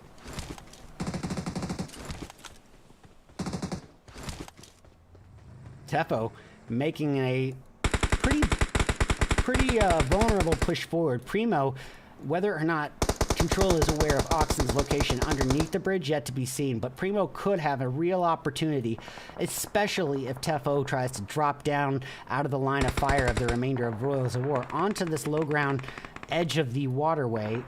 He would be right in Primo's line of fire. However, Royals of War have their own concerns that are a lot more immediate and pressing than him. They are dealing with a 2-1 split. Ooh, a 2-1-1 split from Queso. And just as I say it, Potro getting a knock of his own on who I did not see. But Royals of War pushing forward nonetheless as a solidified unit. Erangel, Victex, and Tonka. I think Crow coming in potentially from the back angle there. Maybe I saw that wrong? No, I didn't. Titans coming in from the dead zone. They heard the shots, and they might be able to pull off the caster curse. As I am literally saying it, I'm noticing NRG0 coming in from the cliff edge. Zaro, pardon me, getting a takedown and now trying to add insult to injury. Juancho sucking up that blue zone damage, and Royals of War, Team Queso coming in and adding insult to injury there for an elim still. Meanwhile, Control off in the distance, still a two-piece, but as I say it, Lady is knocked and thirsted, leaving Control out of control and in the hands of Tefo, and down, done, dusted, back to lobby. Control has lost that. And meanwhile, now we have on the alt cam Extreme Ice preparing for an altercation. Look at this, Zaro trying to get to Queso, assist his teammate, but it's not going to happen. Potro not so easily convinced that there might not be someone behind him, but that brief glance was not long enough. Here comes Zaro for what could be a surprise off angle. Wasted! And now taken down, leaving it all in the hands of Fate. Fate, let the face decide. Fate making his final stand. M4 AK getting a quick takedown on M2M. Queso reduced now to a three-piece, but still a very formidable threat here. Luckily for Fate, Royals of War could be unintentionally providing a little third-party assistance. Fate, preemptive nade, assuming that Queso had pushed up towards the cliff edge. They, however, have been kind of clustered and tied down in a standstill, sandwiched in between Royals of War and Fate. So I understand their hesitancy to push outwards towards that cliff edge. Realistically, Fate's got the most ideal position of these guys here, even though he's out of zone. And, well, I say that and I realize just how wrong I am, because once he falls down into that water and has no way of defending himself, yeah, now he is a fish in a barrel. If he was still holding the cliff edge and could have ducked down out of the line of fire, that would have been advantageous to allow Queso and Royals to just have at it. But unfortunately, they are able to get to that cliff edge and just patiently flick them out of that water. No time to waste, though, ladies and gents. We got Team Aces putting in some work now. Down to a three-piece with 2 elims to their name. Sadra down early, leaving it in the hands of the other Sadra, Deep and Yusuf. Yusuf holding the off angle and using those 4 walls of cover here. Deep pushing alongside his teammate, taking the focus on this altercation with Team Queso. And ladies and gentlemen, just like that, we are down to our final 3 teams. It's a 3v3v2. Aces, Royals of War, and Team Queso in our round 3 endgame. Let's get ready to rumble! All right, Nada basically anticipating this side flank from Royals of War. And yeah, that's a smart move to predict it, but it's also almost a freebie there. However, Nada not really given the opportunity to really get that surprise angle. In shooting at Aces Deep, even though he was able to secure the knock, he almost certainly guaranteed his the finish on himself there from Royals, who really, you know, would have had his number at any point with the number advantage. And you know, only thing they didn't know was his exact location. They had him with his back turned and weakened from bullet damage it was a sacrifice to himself, an error in judgment to attack Team Aces right there. I don't think Deep even knew where he was. Well, Yusuf, in a 1v4 altercation, if he were to pull this off, it would probably be the upset of the day. But no, the royalties, the kings, are going to stay perched on this hill atop their tower, and I'll tell you exactly why. They put up a phenomenally aggressive performance that we definitely hadn't seen on their, from them in the previous two matches. So I'm going to equate this to Sanhok is a Royals of War specialty zone, and never more so than for Vicdex of Royals. Boy, 10 elims to himself alone is just nothing to wag your finger at. But to add on to that, ladies and gentlemen, the additional 11 elims from the remainder of the team, to put it in perspective, this is a 31-point gain for Royals of War in one round alone. That is huge. And any way you look at it, a phenomenal way to conclude the halfway point of the day. Aces, hey, they've had a tough go of it so far, but getting silver is going to definitely help that. Those 8 placement points to add to the 3 elims, that's an 11-point gain for them. The Big Cheese coming in bronze this time with 6 elims. We got SOS coming in 4th with 2. The boys in NRG, a little bit better this time. They get some placement brackets along with 3 elims in the equation. I believe that's going to be like 9-point gain for them. Extreme Ice in 6th with 8. Coming in 7th, it's going to be Control and with 5. The Titans landing in 8th this time around, but with 3 elims. We got Oxen just barely missing the placement bracket, but with 3 elims as well. Ventru in 10th with 2 from Ryder. Team 6 in 11th with 3 from Novio. Burn in Silence burning in 12th with 1 elim from Jader. The Sinners in 13th, but with a 0 elims to add to the equation. Incognite, a much tougher pill to swallow here in round 3. Only 1 elim and eliminated in 14th. The TKS Navy in 15th with 0. And lastly, for the 3rd time, I believe, tonight, R8 in 16th with 0. Well, ladies and gentlemen, that's the variety of maps that we'll be doing. Now it's time for our do-overs as we return for round 4 of 5 of the $650 Under the Sea PUBG Mobile Tournament Finals, Day 1 of 2, in just a few short moments. Stick around. We'll be back soon.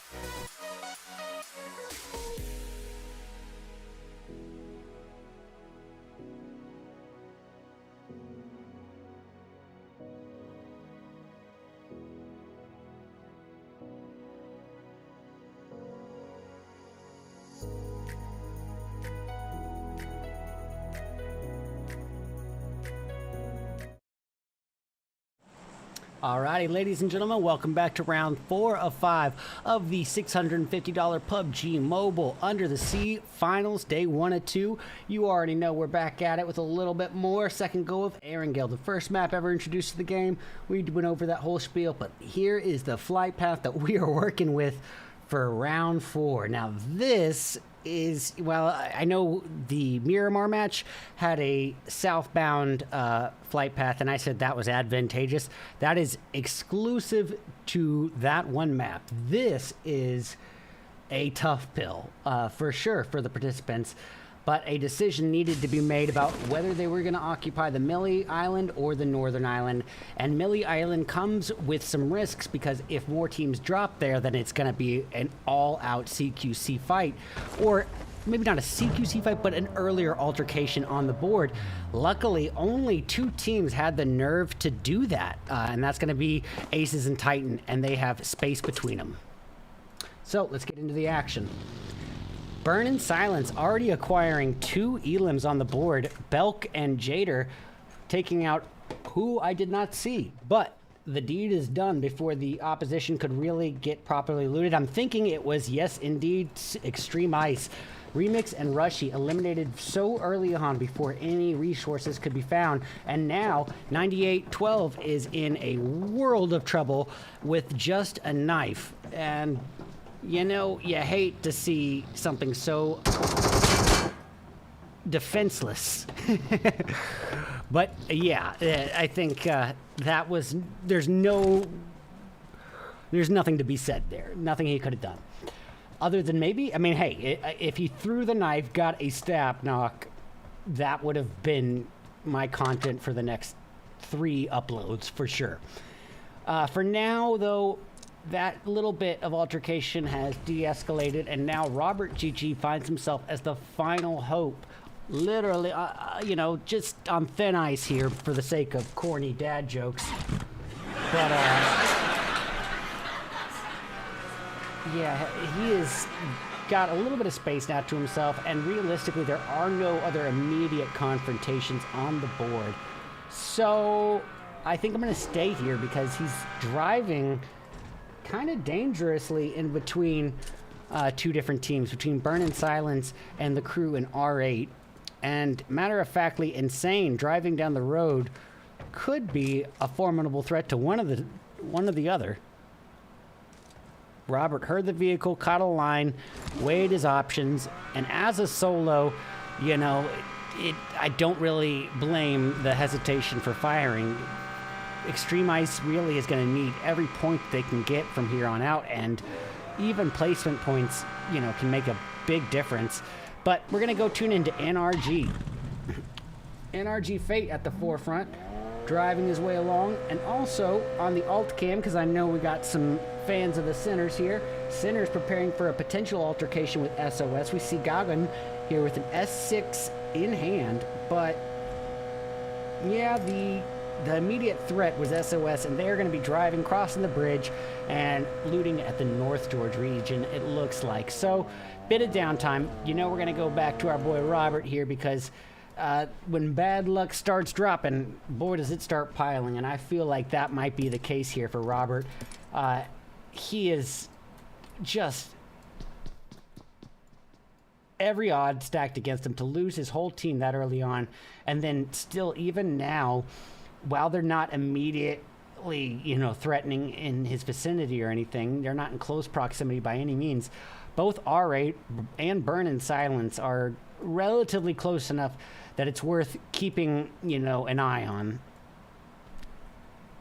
If I was Robert, though, I would just be laying low, not drawing any unnecessary attention to myself, and I'm imagining that that's probably what he's going to do as well.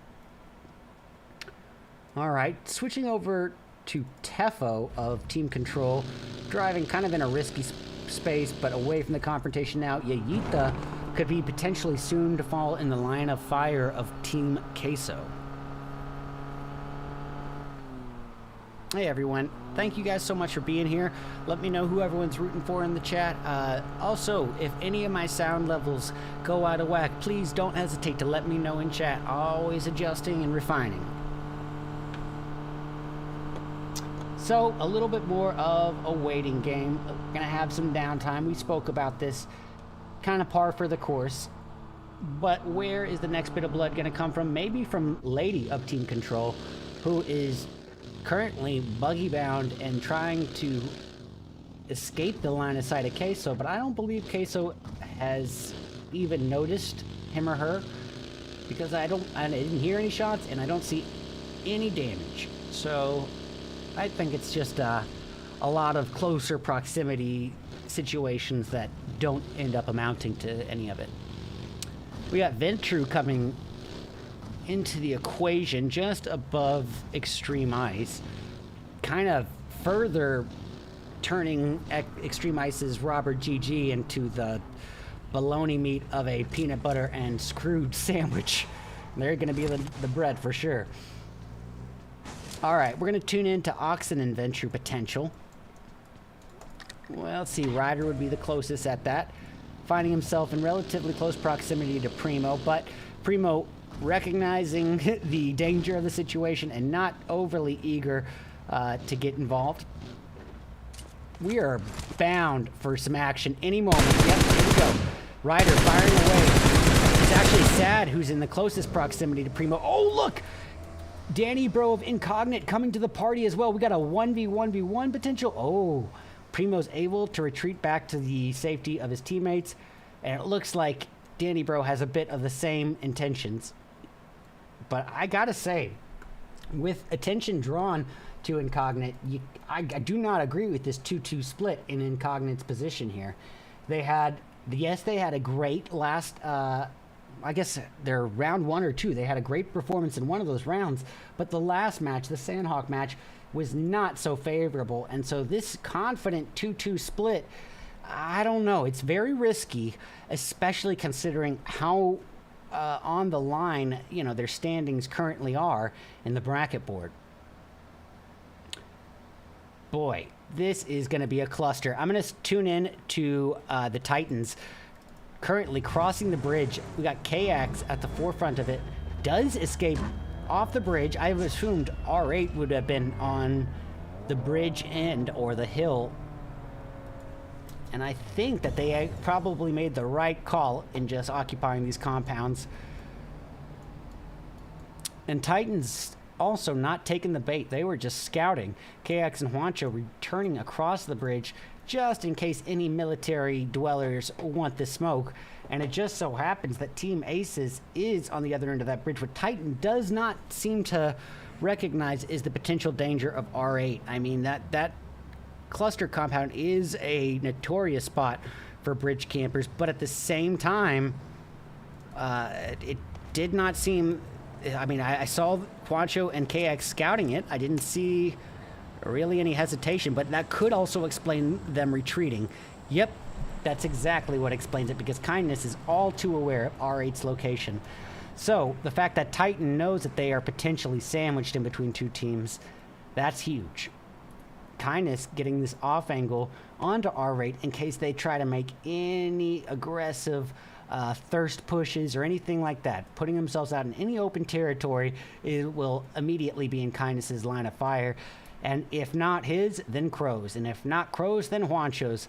Now look, like to even further solidify this strategy, KX holding back in the off chance that there is another team. Remember, I don't think Titan and Aces faced off at any point in the military island occupation.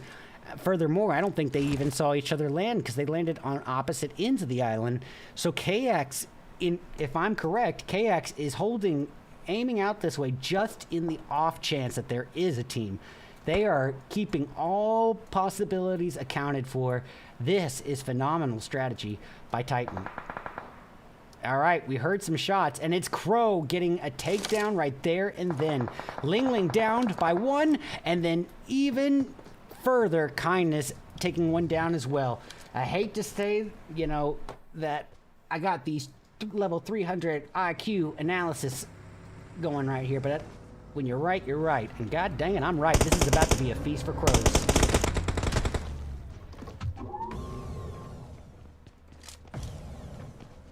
All right, here we go.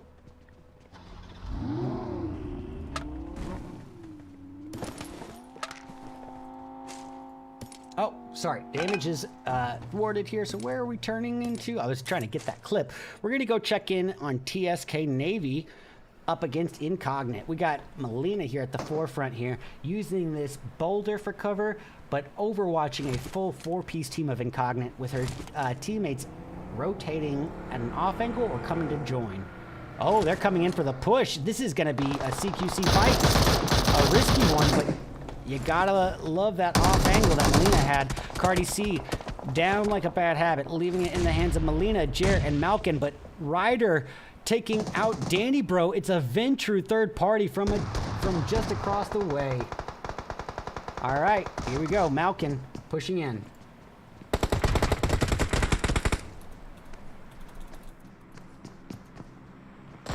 All right, Jer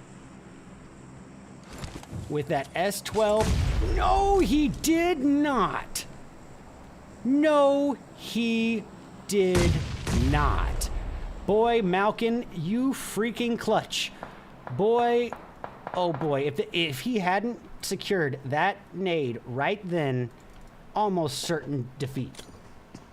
Of all the times to make a turn yourself into a little Roman candle, that was not the ideal one. And ironic timing, what is actually happening?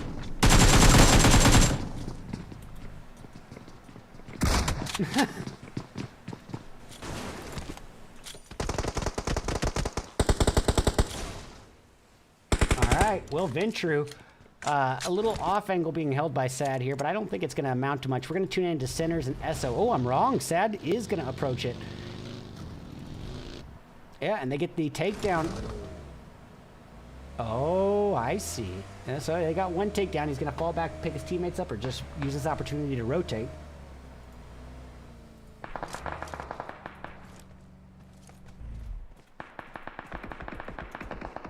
All right, that's Ventru firing across the way. Not really. It's going to continue here. I apologize, ladies and gentlemen.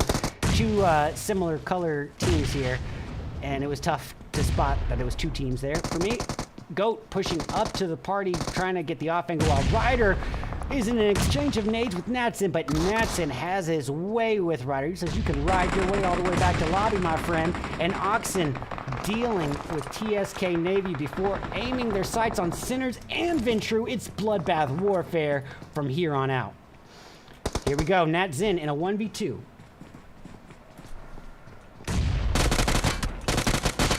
UMP does what it needs to do, but just after, or just before the nade was thrown, I guess just after the nade was thrown, so the nade still connects in a retaliatory knock in which he's finished on. Now, Raxter reduced down to a two-piece of him and Morizin. A nade takedown on Axial, I believe.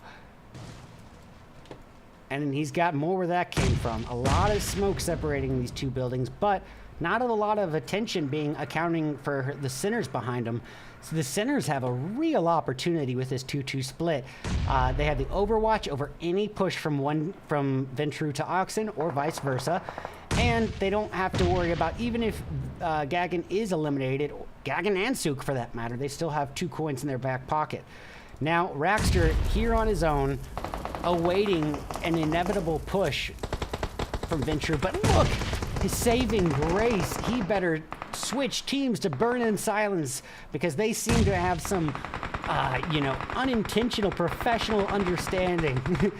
Burn in Silence unintentionally coming in and aiding Oxen's Raxter without even knowing.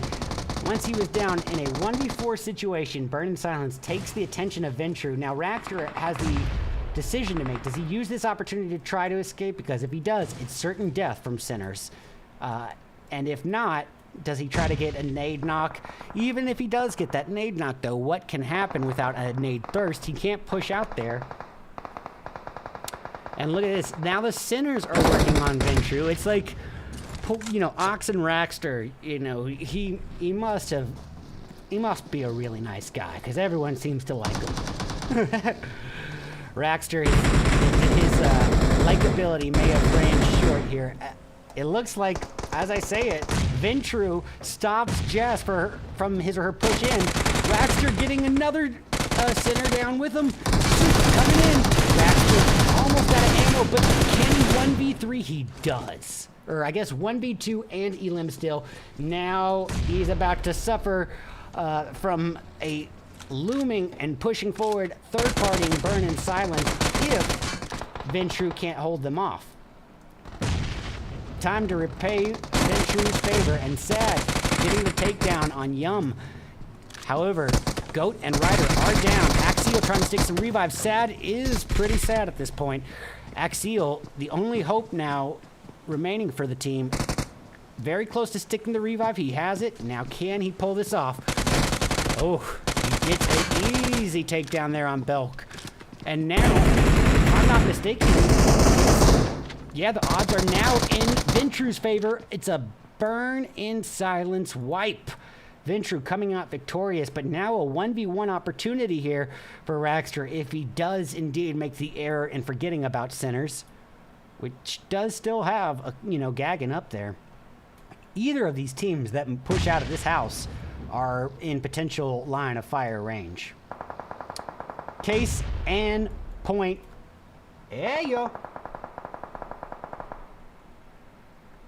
Oops, sorry, that was the wrong one. What does that do? Did that blow your mind? That just happened.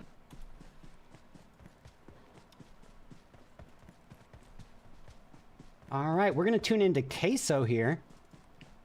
Currently sandwiched, but we're going to, as I say it, I'm noticing control in closer proximity to NRG. Matter of fact, let's get Spec's perspective. He is the only member of NRG here in this tussle with Control. Teppo trying to escape this tussle, as I say it, and swallowing the damage, and Spec says, no, you will not. Don't you dare turn your back on me. And boy, Teppo suffers the consequences immediately. And that'll be Spec's first elimination. Ironically enough, NRG's first elimination of the match as well.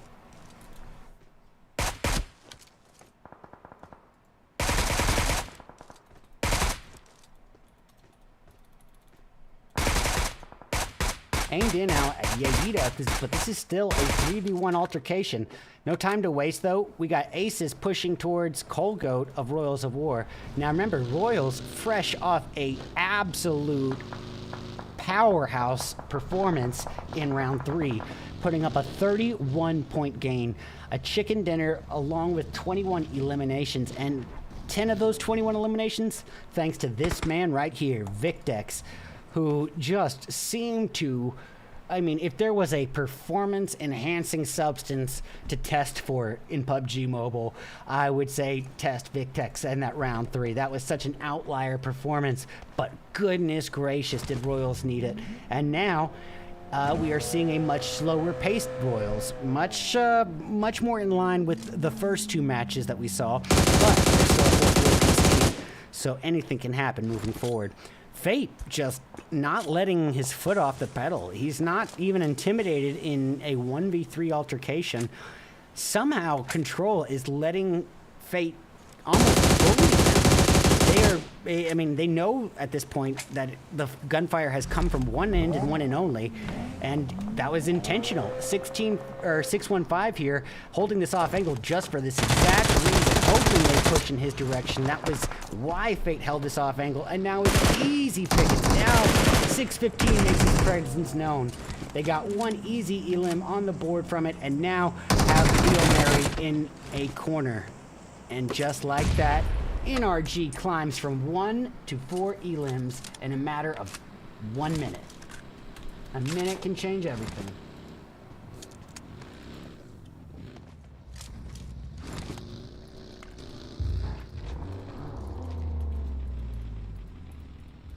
All right, so where's our next bit of blood gonna be? Oh yeah, we're gonna go check in on Aces up against Royals here, potentially deep in a world of hurt where the numbers are not in his favor. Don't fall for the old bait switch here that Royal seems to have put them in. Yep, driving in as a 2-piece, catching the attention of Aces and then luring them out away from safety to the assistance of the remaining Royals team. And now Victex doing what he does, not missing. All the while, we got to go check in on the Queso boys.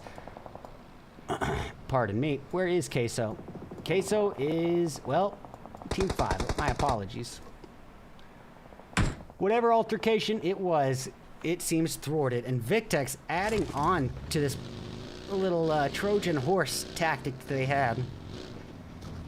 Cold Goat knocked, but boy, Royals need to add some elims on the board. That 31-point gain was such a huge amount of slack in the rope, but that does not mean that they don't need to try to solidify that gap. There's still a whole other day, meaning we actually have 6 matches remaining in these finals, so anything can happen in that time. You don't want to give up any easy opportunities, and that can also explain the Royals' hesitation here. Waiting to solidify as a unit and preparing for this push onto a potential third-party opportunity on NRG? No. Yes, it is. And Victex at the forefront of it.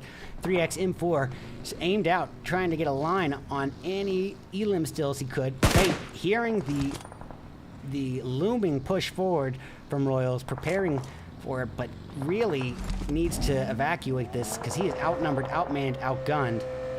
And Royals is not going to be as patient as Team Control. They're not going to drive away with the numbers in their favor. And now Fate in a ticking time bomb. I didn't even know that thing broke the wind barrier. That is so cool. All right. Well, Fate does make it back to the safety of his teammates here. And now Cold Goat is the odd man out. But Cold Goat, not so easily fooled, hangs back, waits for his team, and uses this little bit of geographical cover. There's no NRG way to tackle it unless it's a push. Now, Fate may be trying to lure them back into the same way Royals did, and if so, I would doubt Victex falls for it.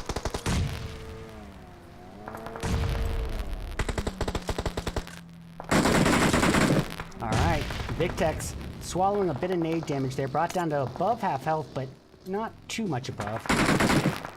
And he's going to try to get this off angle, or was he just taken out? No, he's going for an off angle for sure, right? No, it's Erangel.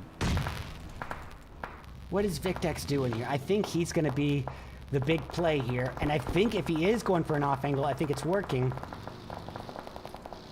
Or if that is something he notices is yet to be seen. Meanwhile, Team 6 putting some work in, trying to come in for a third party on NRG. They do get a knock on Zaro. Fate returning to assist his fallen teammate. Cover him in a cloud of smoke and try to stick a revive. Enigma holding off with a 4X Scar L UMP combo. Actually taking a bullet or two to the back. Minimal damage, just enough to warn him.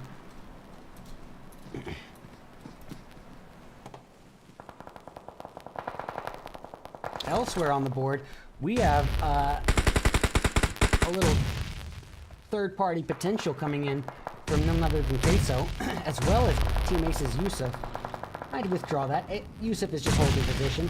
We're going to tune in to on the alt cam to Ventru versus SOS as Goat fires away with an AUG. Meanwhile, on the main, Fate getting a takedown on another Team 6 member, but it looks like the previous one was revived. Novio is knocked and quickly brought down to the prone zone. Burton Hellfire to fall back in the lobby. Enigma, Capri, and Chris continue forward as a three-piece, but here comes the bowling ball of NRG. Fate and Zaro down in one spray. Capri wrecking house. Now 6:15 and Spec, the final hopes. They lost half their starting lineup.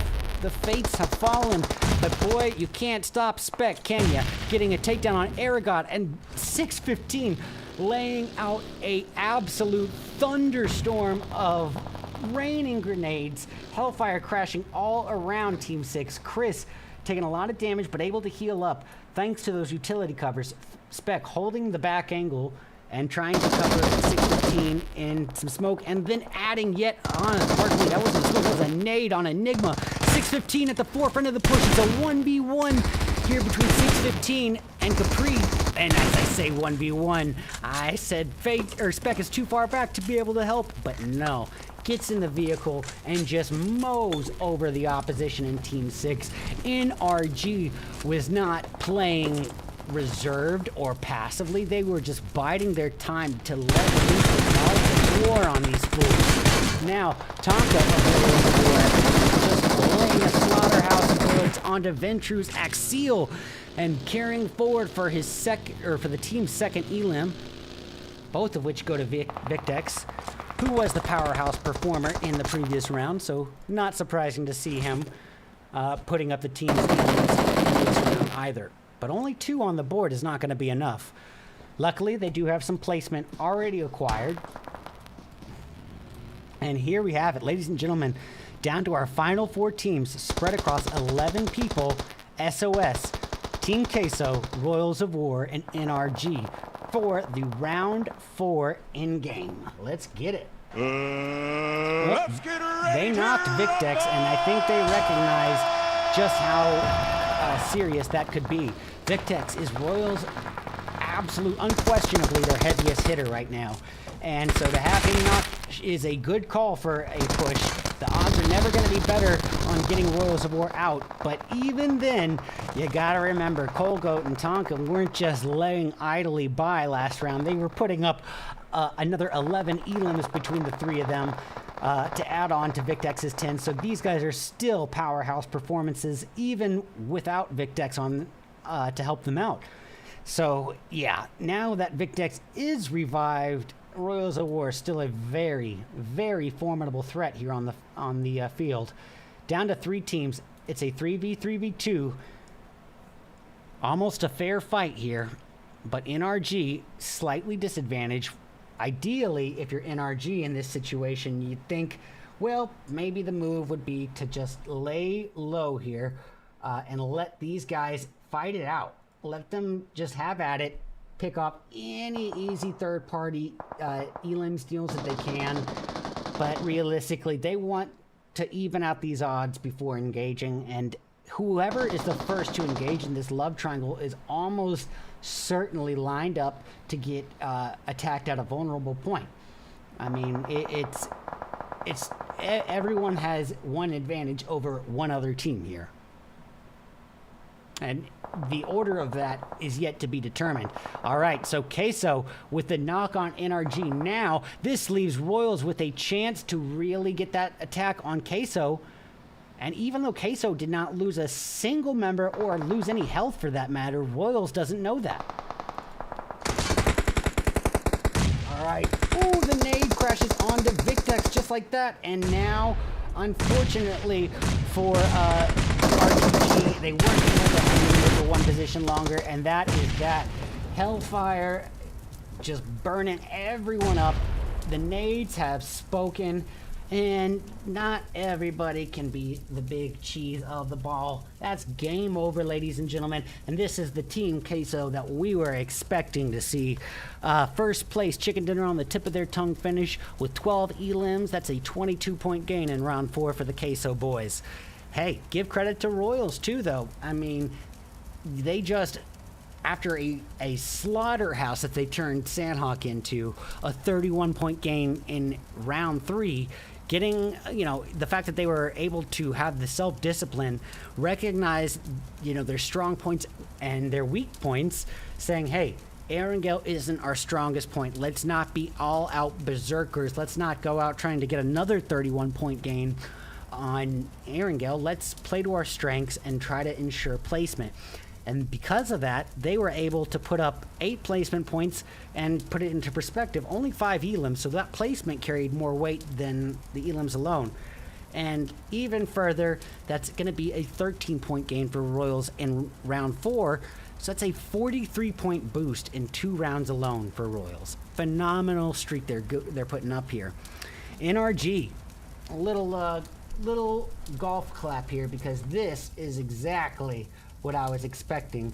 An NRG comeback. I in my head, I pictured it as a day 2 sort of situation, but I think that's what they're lining themselves up for here. NRG finishing round 4 in such a strong fashion. 9 elims along with a third place finish. I believe that's either a 16 or a 15-point gain. It's a strong performance. And the NRG, I was hoping to see it with Spec and Fate. SOS in fourth place with 1 from Z9. Ventru this time around 5 elims and in fifth place. Decent performance right there. We got Team 6, ironically enough, in 6th position with 2 elims. We got Aces in 7th, but 0 elims to add to the equation. The Titans in 8th with 4. Control in 9th, but with 0. The Sinners atoning in 10th. 0 placement points, but 3 elims to the equation. Oxen putting up decent elims. 7 to the board, but only 11th place. So that's going to be 0 placement points to add to it. Burn in Silence burned in 12th, but they did so with 6 elims, and 4 of those 6 are thanks to Belk. The Navy Boys in 13th with 4 between Malkin and Jeer. Extreme Ice, really a tough go there. 14th with 0 elims. Incognite, another tough go there for them as well. 0 for them. And to just, I don't know if I've ever seen a team that participated in all the matches of a 5-round day finish in last place all 5 matches. But all right, there was not necessarily a ton of pressure to win. But for the love of Pub Jesus, you do not want to get last place in round 5. The memes, think about the memes. So all right, we need you to just hang on a little bit. Get 15th if you're gonna go out early. Get 15th, but don't get 16th in round 5. I beg you. Well, ladies and gentlemen, that is the majority of the matches for day 1, but we still have 1 left ahead of us. So stick around, and we'll be back in just a few short moments for our 5th and final round of the day of the PUBG Mobile $650 Under the Sea Finals, day 1 of 2. Be back soon.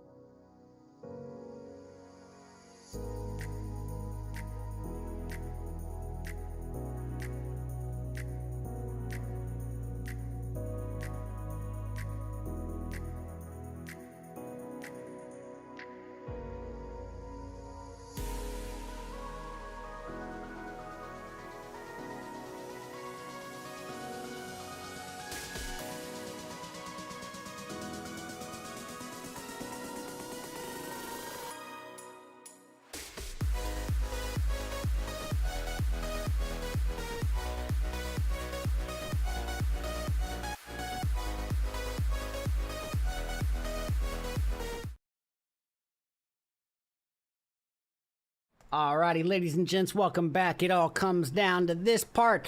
The final match for day 1 of 2. We're ending it with a little bit more destruction in the desert. Miramar. Now, this is the opportunity for the participants to really calibrate for whatever mistakes were made in round 2 and adjust moving into this final round of the day. But I think the 5th round is particularly important for more reasons than that, also because of how it leads into day 2.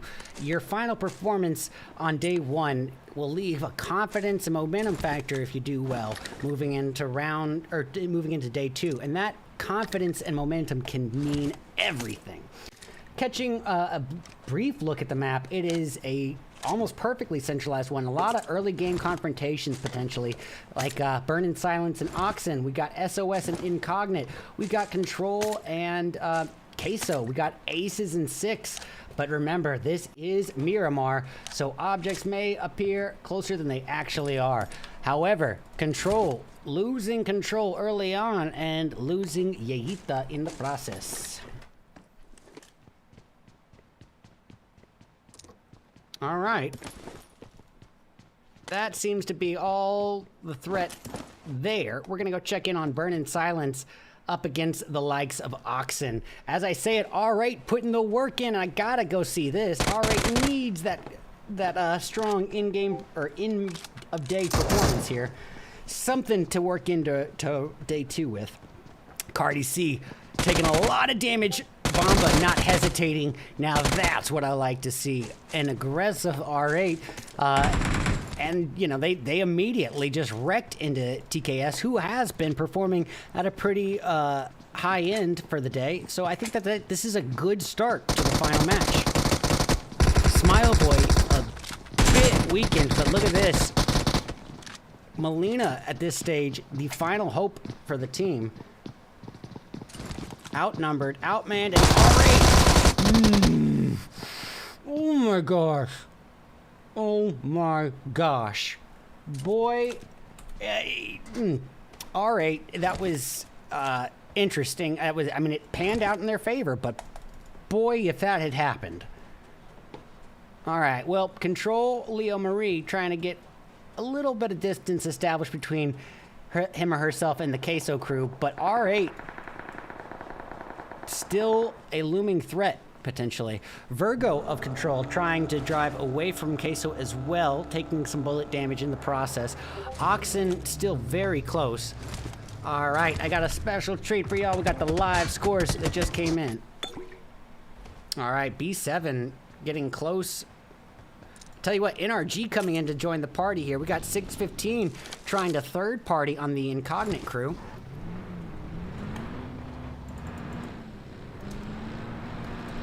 All right.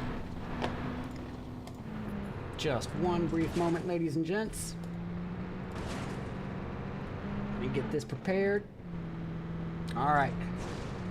So, the overall scores as they currently stand, bam. We have, let me actually make this a little easier here.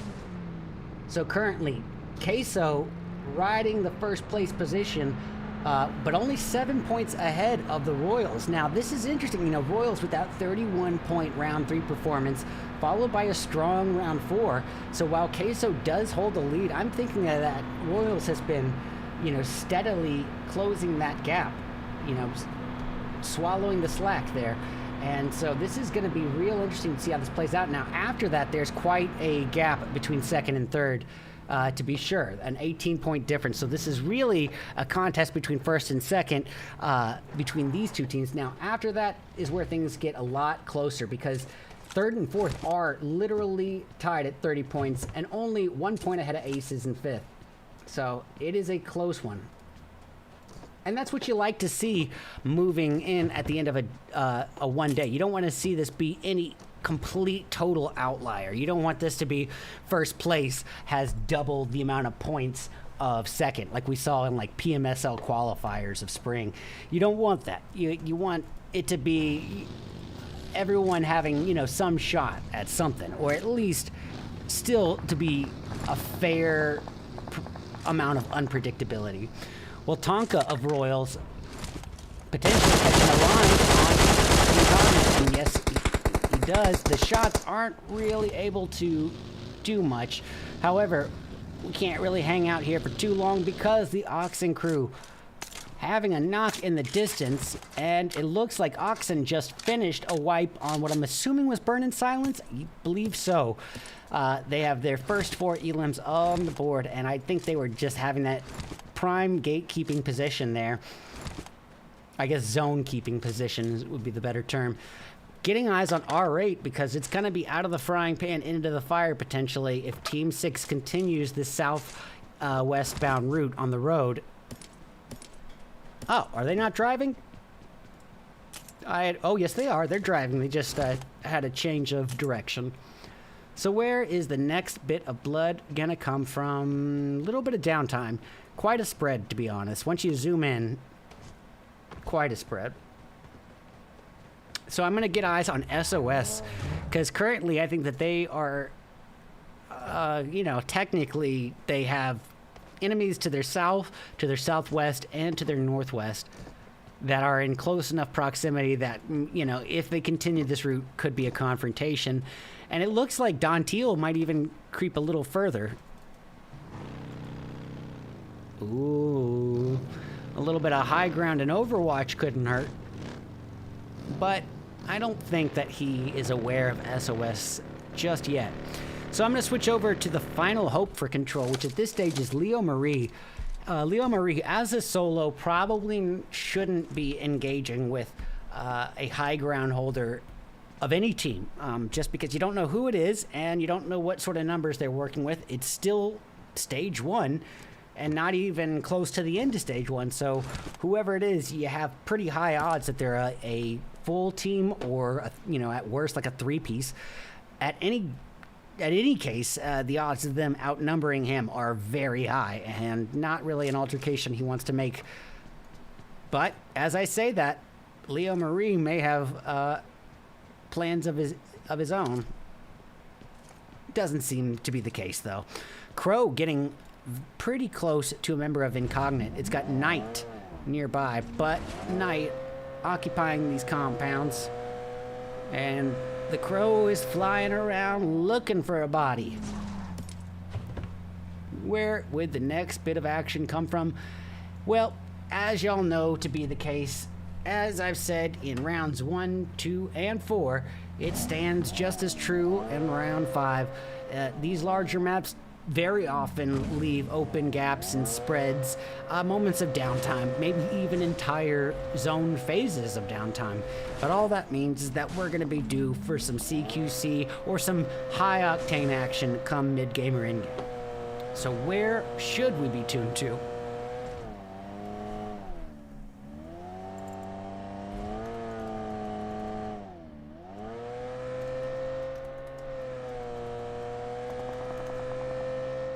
Alright, I think I'm gonna go tune into Knight of Incognite.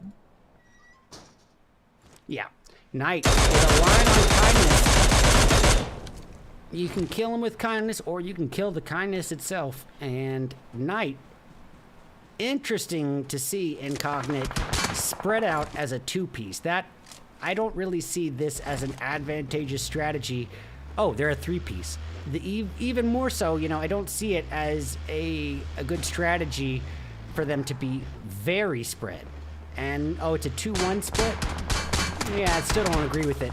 Incognite does not have the performance boost today to really afford that. Matter of fact, Incognite entered this match at 7th place, so they are not so far out of the running to be making completely over aggro decisions, but they're also not performing strong enough to feel comfortable as solo units. Incognite in 7th is tied with Ventru in 8th at 21 points, and they are literally 8 points behind 6th. So, they're I didn't get into PUBG, didn't know numbers, but they are 34 points behind first place. That's not a gap in one day that you want to have. It's definitely not a gap that you feel comfortable spreading out to go full on aggressive on. Well, That moment when you realize your camera's still on. Oof. Where should we tune to? All right, I guess we're staying here. Knight not letting his foot off the brake. Single tapping that Mini 14, trying to get any sort of connecting bullet line on Kindness, but that hill glitch or just out of the line of fire situation is gotta be frustrating. Regardless, Incognite is a 3-piece. Still, are they still 2-1 split? No, they have unified as a single unit now. I think that's their best bet, especially considering that they are surrounded here on 3 angles, with Crow having that southbound end. This is going to be a tough one. We are going to get one heck of an end game, ladies and gentlemen. But where? I like this. Okay, so what I'm seeing now, a 2-2 split here by the likes of Titan Gaming. And Titan, I think that they've been, you know, kind of even more so than Incognite's error in judgment. I think Titan really also doesn't have the sort of performance today to lend that sort of, you know, spread it out and every man for himself vehicle tactic. I don't think that they have the slack in the rope to be that kind of risky right now. Titan entering round 5 in 10th place with only 16 points total to their name. That is not a very strong performance for the day. They're going to want to finish on a better note than that. So having Juancho this far off from the remainder of his team gets me a little anxious. But it has not come back to bite them in the bum yet. Gonna tune into Queso for a moment. We got Milovan a little bit northbound from his teammates and getting kind of close to a member of Oxen, but I don't... Oh, pardon me. I'm looking at Nata here. I'm meant to be on Milovan. Milovan getting closer to Natson of Team Oxen. Now, Oxen clearly has level 3 armor and a crate weapon now, so Milovan's hesitation makes plenty of sense. He's hoping, if anything, that Natson, you know, pushes out into vulnerable area without expecting him. And unfortunately for Milovan, Natson not so easily baited. He might even be trying to bait the care package as well. Yep, it looks like he might be.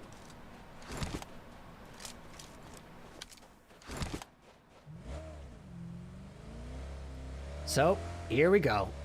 B7 pushing onto KX of Titan. Well, maybe not. Little bits of downtime. I'm gonna tune into Aces just to see what the standoff here between them and R8 is. So, okay, R8 with 4 elims to their name made it at the very worst, they're not getting last place this round.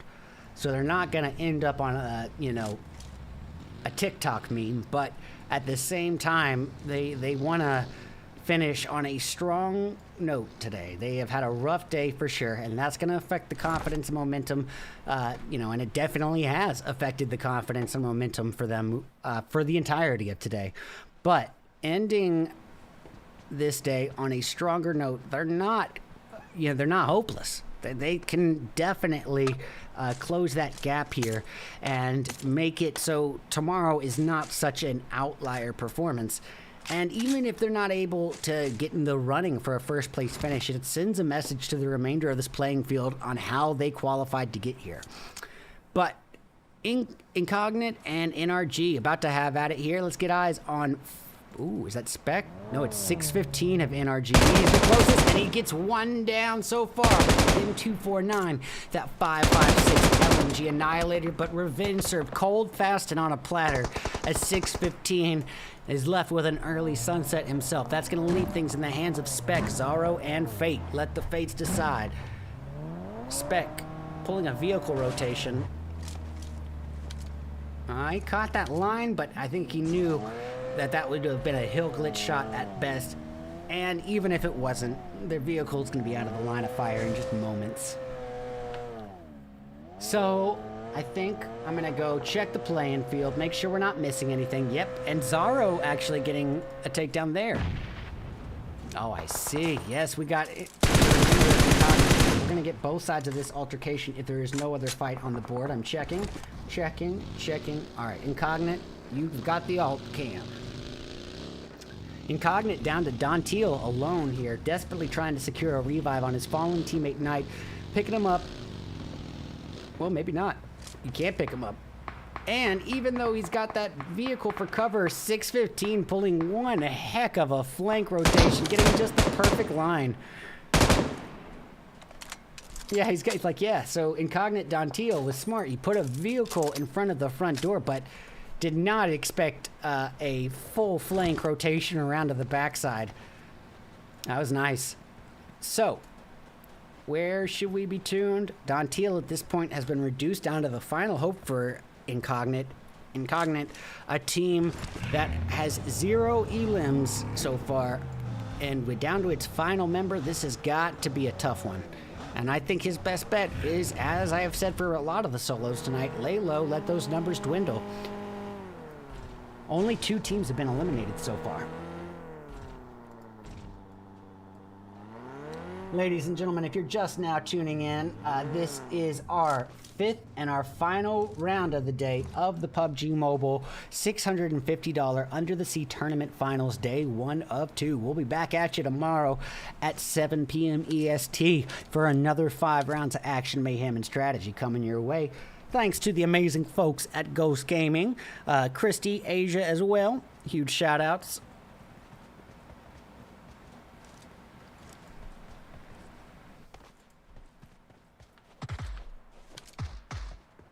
All right, well, I don't know what to tune into at that point. Aces and R8 have been in the kind of closest proximity situation on the board for about, I don't know, 3 or 4 minutes now, and not a single bullet fired that I've seen. I don't blame them, though. Deep in Sadra, you know, Aces has had a pretty strong day, you know. They... As I said, they're only 1 point behind the boys in NRG. NRG holding, well, and being, tell you what, we're going to do this, plop this right back on the screen here just for a moment so you guys can get a lay of the land once again. Just to show why it's important that Aces not make anything too risky here. They are very much in the lead. Literally only 1 point separating them between first and third place, or pardon me, between 5th and 3rd place. So they're still very much in the running here, and if they have a phenomenal day 2 performance, anything can happen.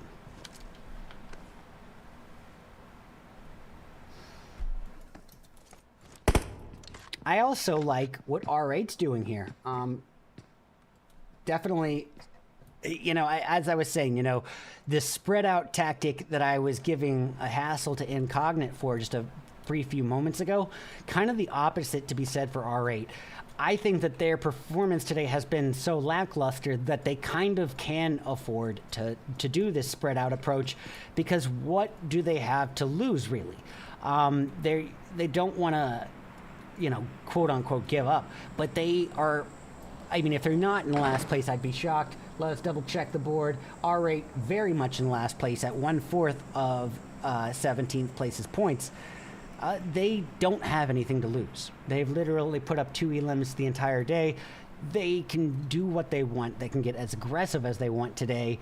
The only important thing is that they don't continue what they've been doing, because that clearly has not been working.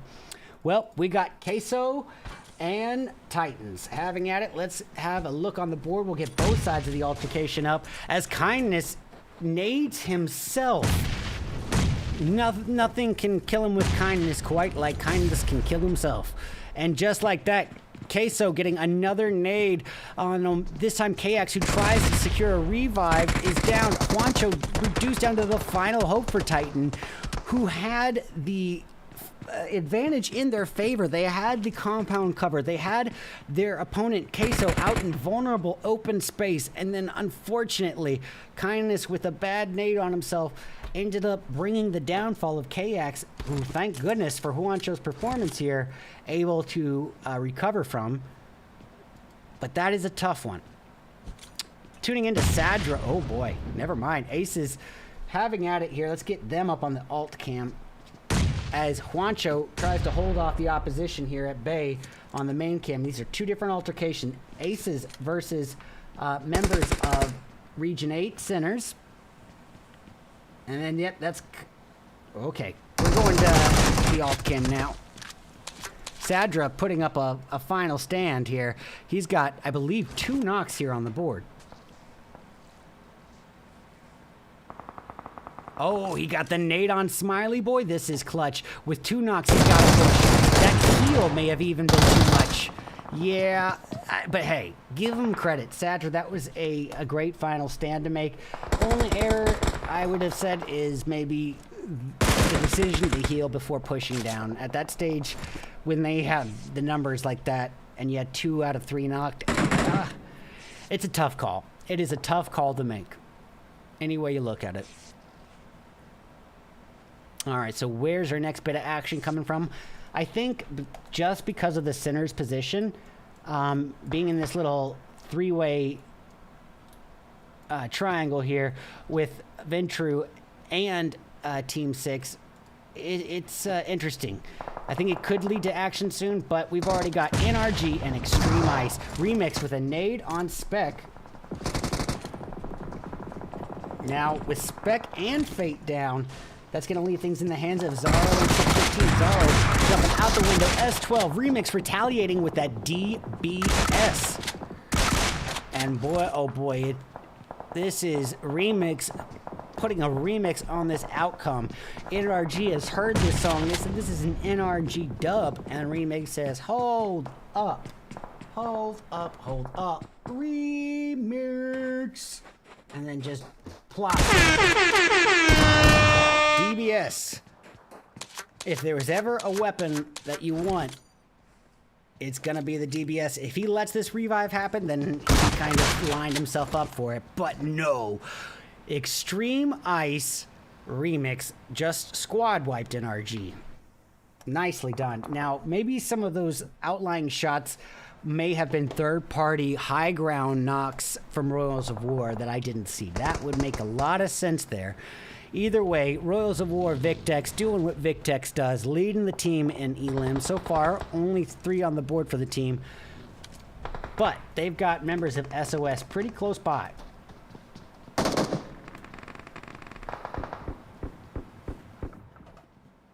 All right, so where's... Should we be tuned into? I did see something on the board.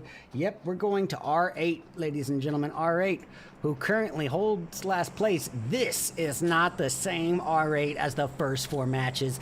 Look at this. In the brief few minutes since we tuned into them last, they've jumped from 4 elims to 10 and continue forward as a 3-piece. As I say it, caster curses left and right, squad wiped.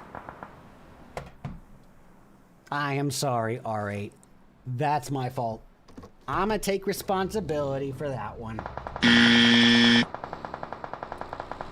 All right, well, SOS in a bit of a pickle here because they got a looming Royals of War. I withdraw that statement. I thought Royals was pushing on. Who are these shots coming from? It's got to be just Extreme. Oh, here we go. It's Royals off in the distance. Royals and Sinners with a little bit of a distance altercation here. We've got eyes on Gagan here.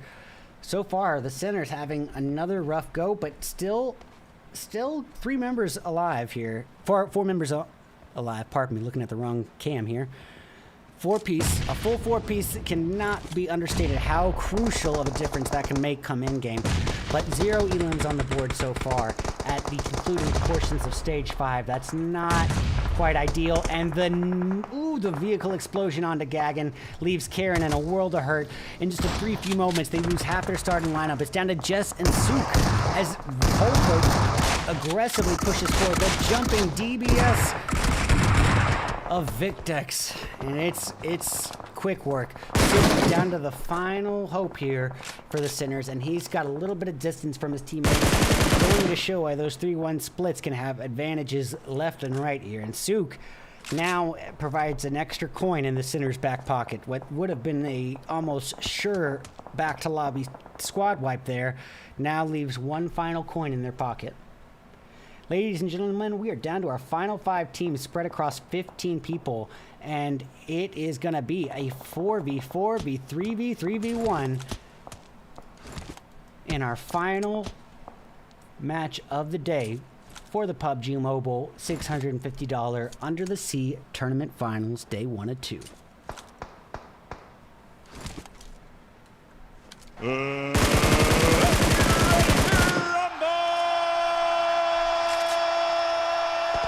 Alright, well, Sook's shots don't even get close to the mark there, and that's no fault of his. That's the reason the Royals picked their cover from that spot they had. But now Sook has to make about the most vulnerable rotation inbound possible. Basically every team, and right now literally every team has a line of sight on him. It's a bad time to have to get out, but yeah, I mean, Extreme Ice never expect someone to drive right into open territory, be in the line of fire of literally everyone, and then, you know, shoot at him. So it's a good thing that they had that member behind the boulder. I also don't blame them for being vulnerable at that moment. All right, well, Royals now down to Vicdex. He is securely able to get off the revive on Colgoat, but the nades, the retaliatory nades, as soon as the Colgoat is lifted off his feet, he's brought right back down to the prone zone. Nades and crashing down left and right like hellfire. Capri's about to go down. Oh, it's slightly undercooked, but look at that. Royals of Ornovio taken out from knock to thirst. Tonka down before our eyes, in Vicdex pushing in, DBS in hand, doing what he does. It's a knock followed by an immediate thirst on to Enigma. You can't blame him. Any points that they can get at this point are, you know, need to be taken, because how much longer do you have? In this case, that was it. Well, final 3 teams, ladies and gentlemen. We are going to go ahead and get a line up in the sky. I guess we'll do that on the alt cam. For now, here is the lay of the land. We are got a 3v3v1. I am going to stay on Robert's perspective.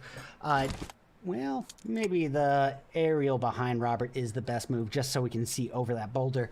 But if you guys need to look at the alt cam, we got a sky high view, a bird's eye view, as the ooh boy. Well, yeah, Robert, he didn't have any room for ways of correcting that. There was nothing he could have done. Open field, that boulder was his only cover. And now, 3v3 down to Z9 in just a matter of moments. And now that shack is basically fish in a barrel. I say it time and time again. Ladies and gentlemen, those single shacks are more often than not your damnation before your salvation, because you, especially at a crucial 2-team endgame, when you know the enemy is in just dangerously close proximity, utility throwing proximity, those shacks, even not being inside that shack, being behind it, still is nadeable. And while, yeah, what could have been done differently, that was the only line of cover for a revive. True. Maybe sacrificing the teammate and saying that there's no realistic revive on the board here if they've got the utilities. You know, at that stage, it's about kind of weighing the options. And I understand the implementation of trying to use that shack for a revive, but I've also seen literally probably, I'm going to say 60 to 70% of the time, those shacks, I just say that's it for them. And more often than not, it's right. But SOS can't be discredited. We'll get to them in a bit. We got Team 6 putting a little turn in the tides here. Any way you look at it, for round 5 of 5. That's going to be game over. But Team 6 really putting a hop in their step, moving into match 5 and getting a very healthy chicken dinner on the tip of their tongue finish with 7 elims to add to it. That's going to be a nice 17-point gain in round 5 alone. We got SOS working their way into silver with 5 elims, but they're thanking W6 for that phenomenal 4 elim performance, putting up 80% of the team's elims for round 5. And it looks like, I think, yes, I was just sent the overall scores. I'm going to keep going over the current standings while there's a bit more context being sent, but I have them ready for you for when I read that. Extreme Ice, Extreme Ice, that's a pretty good performance, I think. An 8 elim bronze medal 3rd place finish when, look at it, coming into this match, Team Extreme Ice was in 11th place overall, 1 point behind Titan Gaming. I think this is going to be a big boost for them. I think that's a 14-point gain. I think that's going to bump them up a couple of notches. Can you let the stream? Oh, I'm very, very glad that I waited before showing those scores.